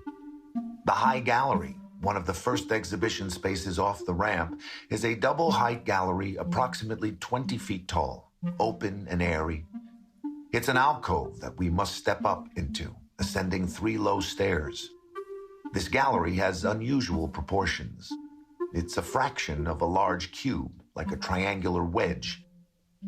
Looking back and up, we see a semicircle opening on the wall where people stand on a level above us, looking down into the gallery. Their presence on the ramp above us, framed by the semicircle window, makes it feel as if they might deliver a speech. Throughout the museum, overlooks like this reveal the interconnected nature of the building. Stepping back onto the ramps, we are again in a human-scale space. Ceilings about 9 feet high hover above us for most of the ramp's coils. We have a sense of a comfortable environment in terms of sound and movement around us. As we continue up, there are alternate paths into other spaces off of the spiral. Behind the rotunda are the tower galleries, rectangular spaces with flat floors and high ceilings with a measured, expansive feel. Tucked behind the large columns skewering through each floor, you'll find an entrance to these quiet galleries or an overlook to view the tall rooms from above. Stepping out of the rotunda into an adjacent side gallery, we're drawn into another low-ceilinged gallery space. Some note that this space feels claustrophobic in contrast to the openness of the rotunda, while others feel stabilized in a comfortable scale with a level floor. Above are hemispherical skylights like bubbles. Different forms shape the space. A tight elliptical stairway sits in the center of the gallery, and columns within the gallery echo the elliptical form. One level up in the museum cafe, floor-to-ceiling windows look over the treetops of Central Park and also offer a closer view of the rotunda's exterior. These idiosyncratic spaces unfold as we deviate from the main path, allowing us to experience the building anew. Throughout the museum, you can choose your own path. We might step from the bright rotunda into the tight elevator. Unlike most elevators, it is a semicircle, like we're inside half a cylinder. We feel compressed, not only by the shape of the walls, but also by the color, a deep, dark red, which stands in stark contrast to the rest of the building's bright tones. While the building is predominantly circular, there are moments of great geometric shift. Tucked behind the rotunda's elevator is a staircase where the dominant shape is the triangle. Looking up or down, the stairwell's center creates a void in a perfect equilateral triangle through 5 floors. We can feel where the walls meet at 60-degree angles. The shape of the stairway is echoed in the 3-sided light fixtures embedded in the ceiling. These triangular lights also appear above us every few paces along the rotunda's lower ramps. Throughout the museum, sightlines confirm or confuse our sense of scale. Looking up from the rotunda floor, the narrowing void creates a forced perspective, making the oculus appear higher than it is. The size of people on the ramps disturbs the forced perspective. Sometimes all it takes is a child's head peeking over the ramp wall to break the illusion. As we ascend the ramp, walls near hip height, always on our left, separate us from the open void of the rotunda. If you place your hand on the wall, it's surprisingly low. It's 3 or 4 inches thick and rounded. It's not perfectly smooth, but feels very comfortable in our hands. Running our hands over it, we find it's pitted and uneven, like an orange peel or a cantaloupe, due to the many layers of paint used to touch up the walls to keep them bright. The gallery walls also feel like an orange peel or unglazed terracotta. We perceive other things through our skin as we move through the building. At times we feel temperature changes. The top of the ramp may seem much cooler with its higher ceilings, or hotter with the bright sunlight above. There's a clear sense of air moving through the space. As you walk past certain places, you can hear the mechanical input of ducts right above the parapet walls in the ceiling that slopes down towards us. A huge motor on the roof circulates clean, filtered air, ventilating the rotunda 24/7, like the lungs of the building. The highest overlook may be the most tactile spot in the whole space. It's a notch at the top of the spiral, and at the peak of the museum, we might feel a gravitational pull to the center or a teetering feeling, a slight cant toward the immense void below. Our impulse is to grab onto the parapet and cling to the low, thin walls to anchor ourselves. Surrounded by immersive light and space around us, all these tactile inputs together might evoke an emotion in your gut. As the pinnacle of the spiral's trajectory, this space invites a pause to embrace a flood of sensory feelings. We may find ourselves drawn to the edge, peeking over, stepping back, and peeking again, playing with the architecture.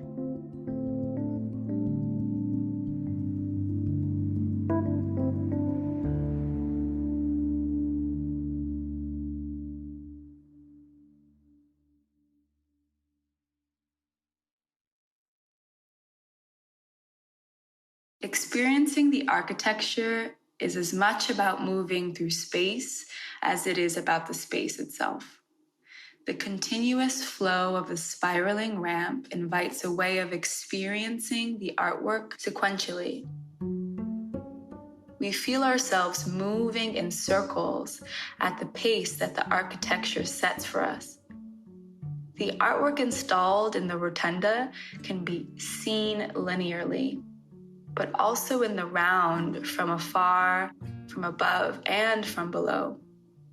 We encounter it as we approach it and can revisit it from the other side of the ramp. There's a juxtaposition between the focused view in front of us as we face the gallery walls and how a simple turn of our heads opens to an expansive view. At any moment, we can be lost in the artwork while our periphery absorbs sound, brightness, and movement all around us. Looking across the rotunda's void, we can even see artwork on different levels simultaneously. Standing at the base of each level of the ramp, it's as if we're on a mezzanine or soaking it all in on an observation deck. At a distance, we can trace the path we've already taken. It's not like commuting or errand running. There's a poetic sense of being able to mark our steps. The spiral is a timeline tracing our own presence visually and spatially. We can return as we came, keeping our hand on the same low wall almost the entire quarter mile. As we loop around the space, we repeatedly arrive at an anchoring point. Two large columns containing the bathrooms protrude into the ramps, forming vertical spines through each layer. It slows our movement.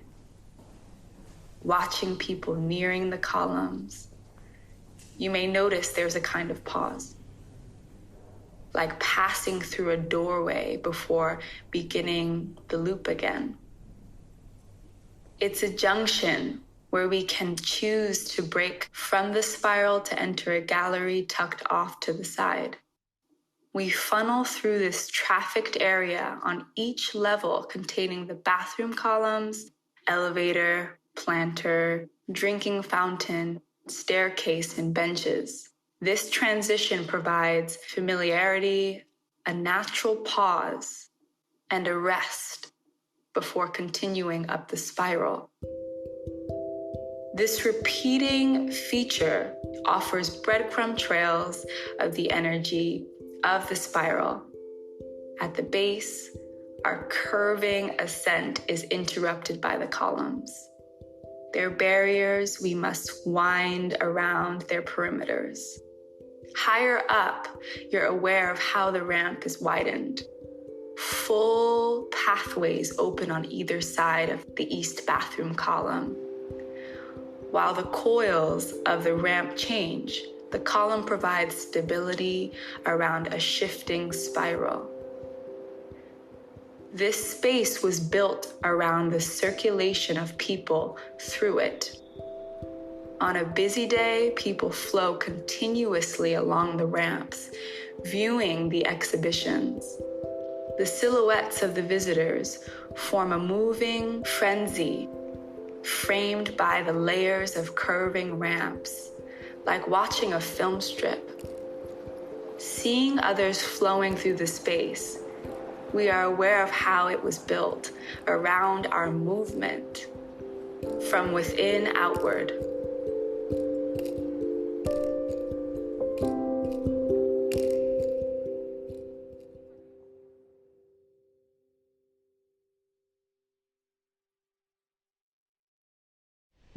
As we move through the museum, below our feet is the terrazzo, a rock-inlaid floor. The stone chips are desert tones, tan, light brown. If you reach down, it's smooth and cool. The resin is a light color, similar to the paint tone in the whole space, so intersecting surfaces and materials seem to flow continuously. Embedded metal in the terrazzo floor outlines wide circles under our feet. They feel human scale, that were meant to fit here. They're 4 feet wide, contained within your wingspan as you hold your arms apart. The metal is zinc, and the subtle trace line is about the width of a pencil. The circles unfold around us in a radiating grid. The circles echo above in one of the side galleries, where 4-foot wide circular skylights bring natural light into the gallery. It feels like the trace circles below us have been punched through the ceiling. Beneath us, the metal circles continue along the spiraling ramp and almost everywhere we go. Even outside the museum, they're embedded in the sidewalk, pavement underfoot. They touch neighboring circles and form a stamped pattern down the block like an unfurled carpet. Everywhere circles repeat, above us and below us, inside and outside, creating a sense of harmony. Even the admissions desk, made of oak, is a portion of an arcing circle.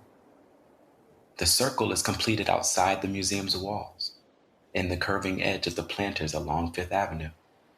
We move with the circle in the tight revolving door and wider spirals through space. Materials repeat too. Handrails down the triangular staircase tucked behind the elevator are brass with a cool, smooth surface and a bright golden sheen, as are the wide, shallow bowl drinking fountains. The bronze medallion underfoot as we enter and exit the museum has a similar bright sheen. Every part of this building responds to and enhances dynamic forces, taking us out of our normal operations and engaging our body and our perceptions. If we give ourselves up to the building, it lifts us, disorients us, grounds us, compresses us, embraces us, envelops us. Often we sense these forces simultaneously. This guide was envisioned as a gift to New York City and the world. You may recognize some of the voices describing the building as well-known New Yorkers. Others you may have encountered in your daily lives. They are the people who make this city thrive. Who am I? What am I? I mean, what am I? Marilee Talkington. I am an actor. I am a creator. I am legally blind, and I love that. And I'm somebody that is endlessly curious about so much. I'm Karen Bergman. I'm a painter and museum educator, and I love listening and observing and love people deeply. I'm Chantel Wright.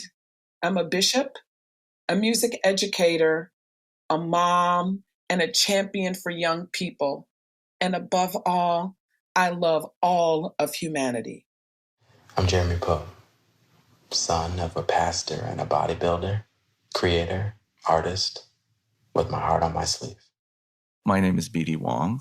I'm a performer, and I'm also a writer, and I'm a dad. I have one son, and I live in New York City, and I'm a proud New Yorker. Hi, this is Maggie Gyllenhaal. Hi, I'm Bobby Cannavale. I'm an actor by profession, and I've been a New Yorker for exactly half my life. And I have 3 sons who were all born in New York City, not too far away from the Guggenheim. I am Azuri Jenkins.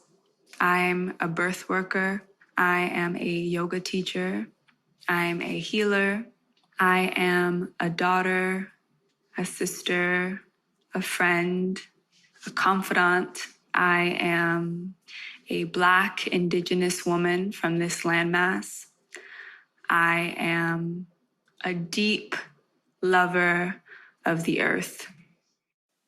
This sensory-focused building tour is based on verbal description, a technique that aims to deliver precise observation of the visual world. For more than a decade, the Guggenheim Mind's Eye program has provided verbal descriptions of collection artworks for visitors who are blind or have low vision. Conducted by arts and education professionals, Mind's Eye programs include verbal description, conversation, sensory experiences, and creative practice. Participants in Mind's Eye reviewed this building guide during its creation, and their input was an essential ingredient. We invite you to listen to verbal descriptions of collection artworks, which can be accessed through the Guggenheim's digital platforms or by participating in a Mind's Eye program. Speak with a staff member or visit our website, guggenheim.org/mindseye, for more information. We hope that this guide will allow everyone to experience the Guggenheim Museum and delight in this icon of New York.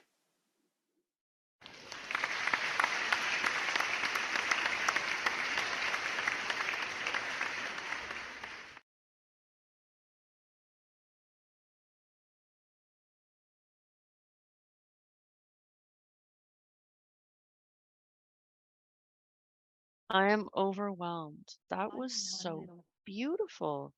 Um, I, I don't even know. I'm almost speechless.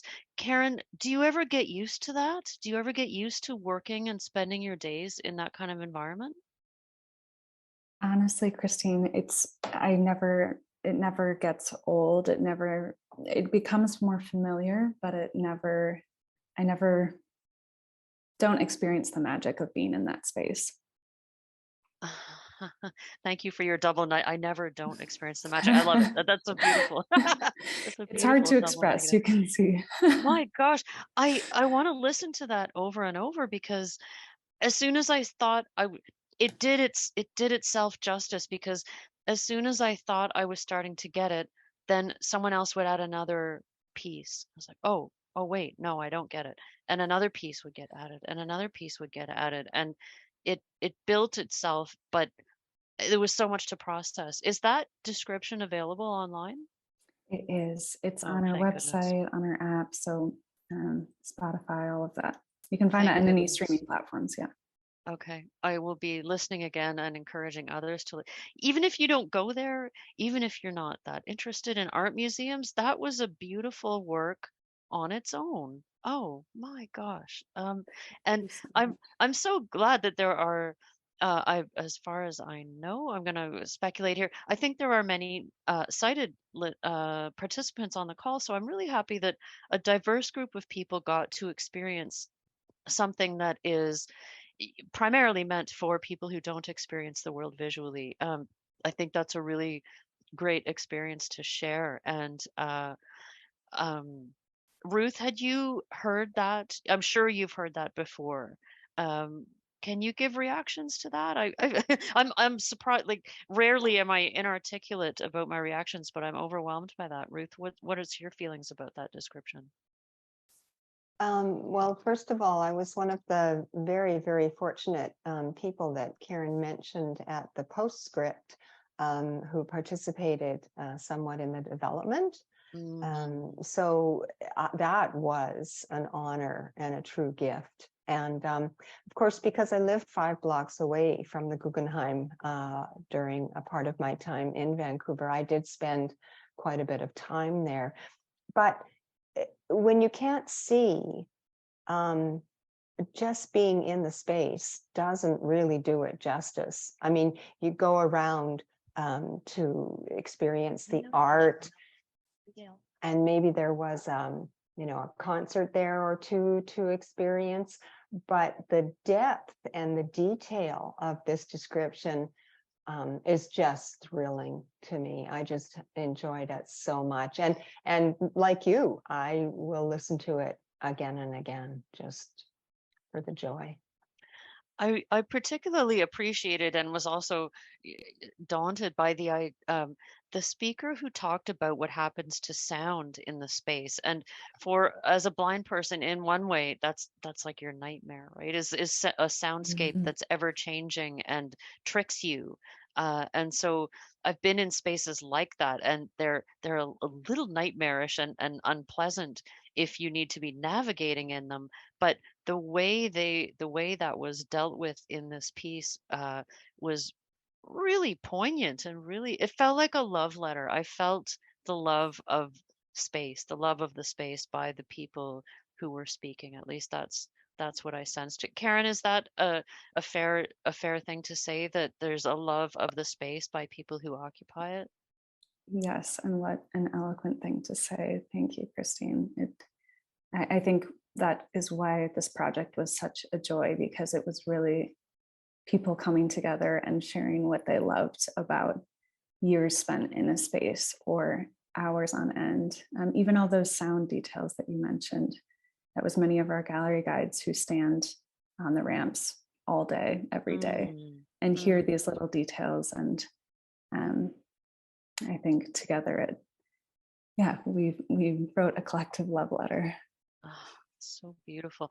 And and the attention to detail, just these people are obviously trained observers, and the textures, the color, the shine, the light, the sounds. What oh my gosh, it achieved everything it set out to do. Thank you for that. So beautiful. We're going to open up Q&A now. So for participants who have questions or comments, please use the raised hand function. Ruth and Karen are here. I'm hoping Mark Wolfe is still here as well. So if you have any questions about the film or Ruth's paintings, or about that gorgeous piece about the Guggenheim, please, we'd actually ask you not to use the chat, because for your questions, for screen reader users, the chat can be disruptive because it starts talking in your ear and reading the chat messages while we're speaking too. So if you have questions, please use the raised hand function, and Donna or one of the other staff will be sort of monitoring that. So if we have any raised hands, please, Donna, can you let me know? Christine, we don't have any raised hands right now. Okay, oh, great. Never mind. Just as I said that, Lisa Marie threw up her hand. Or is she just stretching? So one of those old Zoom jokes that never gets tired. I love that Zoom. Oh, just stretching. Lisa Marie, what's your question or comment? I'll give you a moment to unmute. And you look amazing. Hello.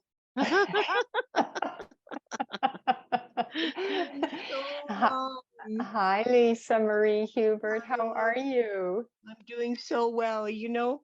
That young woman, Karen, who was describing your work, your paintings, just blew me away.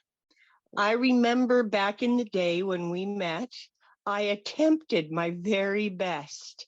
We used to go to the museum and I would try so hard to describe to you what I was seeing. And I remember it was the most eye-opening, amazing thing to be a part of. I learned more from you than most of my sighted friends. Truly, it was amazing. So I just wanted to say thank you for that. Oh, you were a very good sport, and it's really good to hear your voice. Nice to hear you too. And watching that thing on the Guggenheim, it was built the year I was born, 1959. It had been in the works for many, many years before that, but opened in 1959. And watching it, I shut my eyes and I just listened to the verbal description. And then they had a website where I could actually see it. And it was like, wow, it was just amazing. I have to keep doing this because it's just so amazing. And I learned so much and it's so interesting. So that's what I'm going to be doing. That's great. Happy to hear it. And the Guggenheim is such an incredible piece of architecture, because in a way, Karen, correct me if I'm wrong, but it actually almost doesn't make sense, the fact that it stands. Yes. Yeah, it reminded me of an upside down plant pot or a UFO, or maybe some futuristic building on another planet. Like, it was just like, what is that thing? It was so amazing. Hey, wait a second. Now, Ruth, okay, you correct me if I'm wrong, but the sculpture piece that was described third in the Can You See What I See, that you collaborated on was it Marnie? Not Marnie, with Lisa. Lisa. Dakota. Is that the same shape? I would say so. What do you think, Karen? Yeah. Were you channeling the Guggenheim there? That's so interesting. That's the thing about art, is you never know what's going on in the subconscious mind. It's rich with right brain subconscious information. What an interesting thought. I was really struck by the incongruity, like the what was sort of alluded to, the visual incongruity, that sometimes it can make you. I was feeling a little queasy. I'll be honest, like listening to the description of the angles and the circles and the spirals and the geometry of it, and it said flat out, some people find it a bit queasy inducing, and I get that. I was really interested in that even listening to it, I could get that sense that on a funny day, or in the right mood, or looking at it the right way, or even not, even just looking at it anytime, might have that queasy inducing. Karen, do you ever experience it that way, as dislocating or disorienting, even now?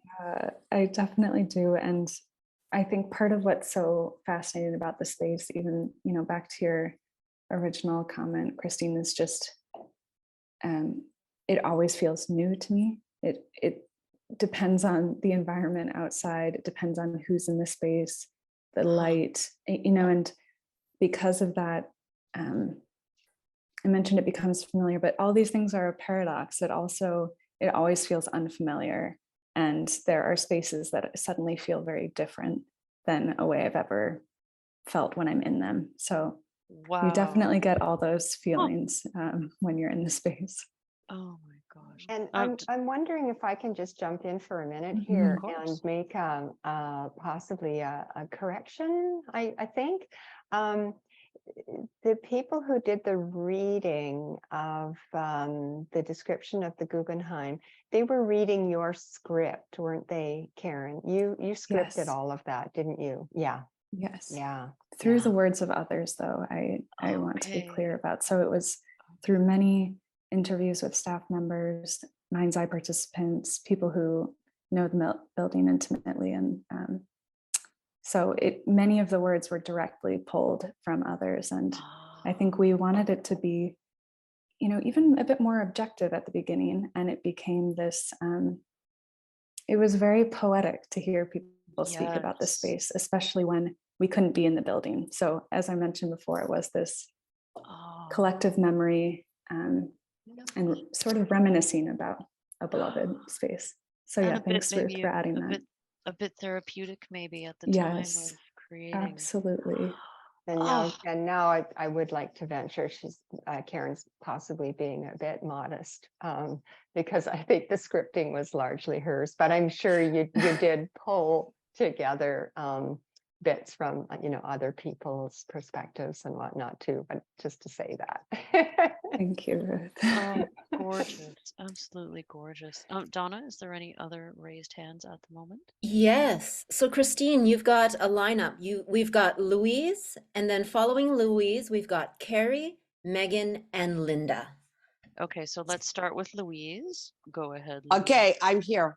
First of all, I want to say thank you for a wonderful description of everything, but I say the best, all of it was great, okay, and wonderful, but to learn how you used and to paint, Ruth, and how you painted and what you did to paint and to share that part I felt your joy in it, I can't even put words to it, but it just went to my heart very deep.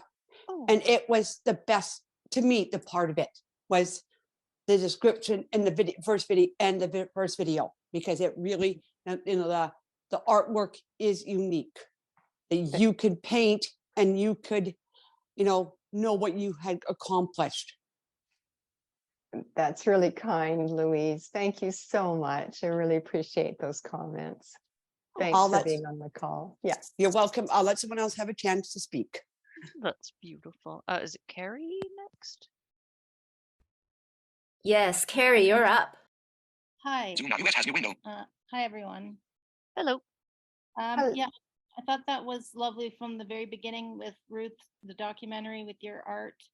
And I'm an artist myself in a lot of ways. I've gone from visual art to soundscape at the moment is what I'm into. So finishing with the Guggenheim description, I think I can speak for most of us. We'd all like to take a trip to New York right now, but I just actually finished working with my brother on a we'll create a practice soundscape audio paper, it's called. And the way they describe that, like someone else said, you could really feel their love for the place with the light, different seasons, how it changes in the sound from Merrily Talkington. And I could tell at one point I guessed before they said that it was, she's one of my favorite actresses. And so all those voices describing the space and the sounds, it was just beautiful. And I'm going to be talking about that on my podcast on Monday because it was lovely to just sit back and listen. So thank you. Oh, that's wonderful to hear, Carrie. And Carrie, do you mind? Sorry, do you mind sharing the name of your podcast? It's called I'd love to follow up with your work. Called Outlook on Radio Western. Outlook on Radio Western. Because it's out of the Western University in London.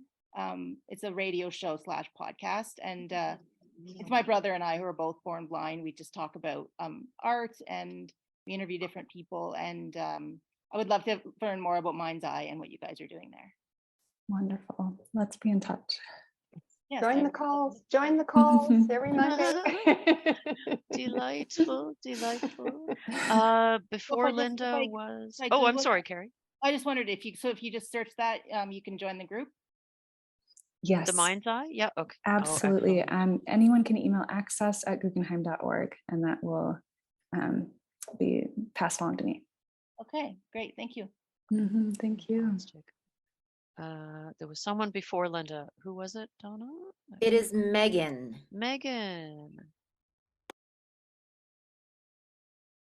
That was amazing. Oh, I could just feel like going there anyway. I like that movie. Do you see what I see? It's not really Christmassy, but do you have that on Netflix or DVD? Because that is an amazing documentary. I loved it. Are you talking about the first one, Megan? Yes. Yeah. It's on Vimeo. Yeah. So. Oh, Vimeo. Okay. Vimeo. Yeah. So Donna will the follow-up email include a link to the documentary. Okay. Awesome. That'd be awesome. And that, I love your paintings so much. And you actually been to that. You actually been to that museum, the in-house tours. Yes. The in-house tour, and that was at the Guggenheim Museum. Was that right? Yes. Yeah. Oh man, yeah, I still want to go there. Oh man. Are they on this year and next year? Have they started it? Is the museum open again, Karen? I'm sure. Yes. Since the Yes. Yes. Okay. Okay. Oh, I'm sorry. Yes. Okay. Thank you Megan, so yeah, much. we still oh have, my gosh. Thank you. Yeah, so we have monthly virtual programs still, and then every other month we're returning on site as well. So if you're in New York, you can join us, or we love for everyone to join us from wherever they are on the virtual programs. And Linda have a question or comment? Feel free to unmute yourself. Well, hello, Ruth. This is Linda from Ottawa. Hello, my sweetie. Lots of Lindas participating, so I just wanted to clarify that. I am absolutely blown away. This has been absolutely amazing. I really didn't know what to expect. Ruth and I go back, for those of you that don't know me, which is everybody except Ruth. We go back to a long ways, pretty much to the beginning of school. And well, I won't give my, if I gave my age away, I'd be giving Ruth's away as well. But we live so far apart and we don't get to see each other very often, but we have been best friends for all our lives practically. And this experience, because we don't get to see each other very often, has just been such an honor and so humbling, and so it's like I've been invited into your life that I have been missing out on, and in a way that I could really feel and experience it. And it was just so sensual and creative. And your work, Ruth, your art is absolutely beautiful. It just blows me away. I can't. The work, and it's not even work, because it's coming from your very soul. So it's not work, is what I'm trying to say. It's your creation. Um, it's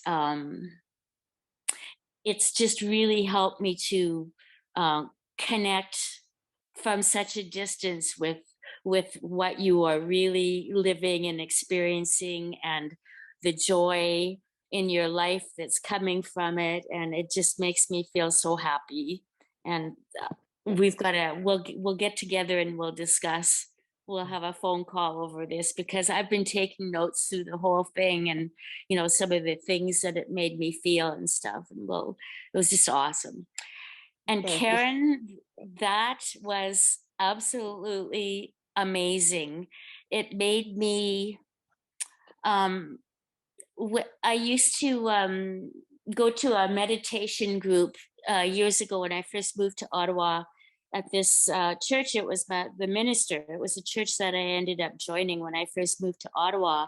And my minister was absolutely amazing. And she would have weekly meditation groups where she would sort of take you through a story in the Bible or something, and where to imagine it in while she's going through it. And then afterwards we would discuss it. And everybody heard the exact same words that she was having us imagine, but everybody saw something completely different in their minds, based on what they've experienced in their lives, or what they're going through, or what it was they were, and that sort of made me think of what you do. When you talk, I mean, it's sort of different, because it's hard for me to imagine. Well, no, it's not hard for me to imagine. Describing art especially has got to be really something. Going through the Guggenheim Museum, it's not so abstract, right? Karen's Well, got a it is, great but voice for it too. Like, Karen's voice is, you've got this lovely, buttery, excellent yeah, describer voice. So we really benefited from that in your descriptions of the photos. And absolutely. Karen, did you voiced in the Guggenheim description too, right? Yes, I Your voiced voice the appeared light there. track. Yeah. The light And track. the final about the guide too. You have a lovely, gentle voice. Thanks so much for joining, Linda. And Yeah, I thank just you. want to say, kudos to VocalEye and to the Guggenheim, because that's, Oh, what's made this possible today, for you to share. So, absolutely. yeah. Thank you Thanks so much, Yeah. and Mark and Christine and everybody else. It was really, really awesome, and I've really, really enjoyed this. Thank you. Yay. Yeah. Donna, do we have other raised hands? We have time for maybe one or two more questions. We do not at this moment. Okay, well then maybe Can I, this is. can I just read something very, very quickly that a friend of mine sent me? I had sent him the video that you saw at the beginning, and he's I've never met him, but he's an online friend. He's a superb street photographer, and he's based in Nova Scotia. And this is what he sends me on Instagram after having watched the documentary we all saw today. Mark, thank you for this. It's been a long time since a video has pushed this hard at my sense of the rational. I had to yet again remind myself that the journey almost always trumps the value of attaining the destination. Ruth Bieber is nourishing her soul. Therein is the art. Wow. Nice. Lovely. Thank you for sharing that, Mark. And I wonder if now is a good time for our weekly prize draw. Prize time. The way we do this involves Donna and Ruth. And Donna, well, Ruth, you've been down this road, the prize road, before. Do you know how it works? Donna, maybe you can give a refresh. I'll say something. How about I say Guggenheim? Ooh. Great. Okay, let me start shaking again, Ruth. Okay, whenever you're ready. Guggenheim. And the winner is Anne McNabb. Oh, you can't see that, but it says Anne McNabb. Oh, great.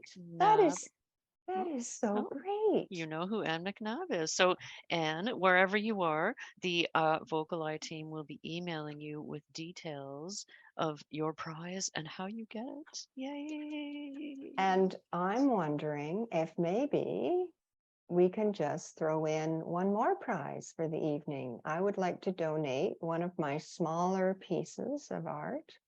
I don't know if you could see in the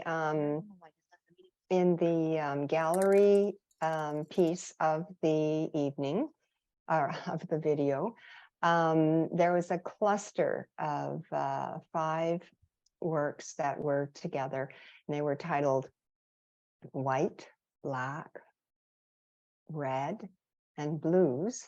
And then the 5th one was Our Father. But of the 4 colored named ones, I would like to, whoever wins will communicate with that person, and they can decide which one of those 4 they would like. Oh my gosh, Donna, can we do this? Can we do this? We can do anything Ruth wants. All right. Well, Ruth, I'm shaking the bag for name number 2, whenever you're ready. How about blind art? Blind art. Ooh, and the winner is a New Yorker. It's Sharon. Oh, Sharon, yay. I have her email already, so we Lovely, lovely. Making new ground on the VocalEye scene. So fantastic. Now, we will be stopping the recording soon, but I want to thank our guests so much for being with us. What a rich and varied evening. I feel like I've been on a journey around the world and back again, up in an extending spiral and back down again. So thank you, Ruth, Mark, and Karen. We will be stopping the recording, but you 3 are welcome to stick around. We'll be having a bit of a just community chat and blab, blab, blab for a little while longer. So you're welcome to stay or to say goodnight. Some of us are in the future. Yeah, so some of us will be departing, but some of us will be sticking around. So for those of you departing, thank you so much for joining us. It's been a whirlwind of art and architecture. VocalEye, vocaleye.ca. Special thanks to our funders, the Canada Council for the Arts, the British Columbia Arts Council, the Province of British Columbia, and the City of Vancouver.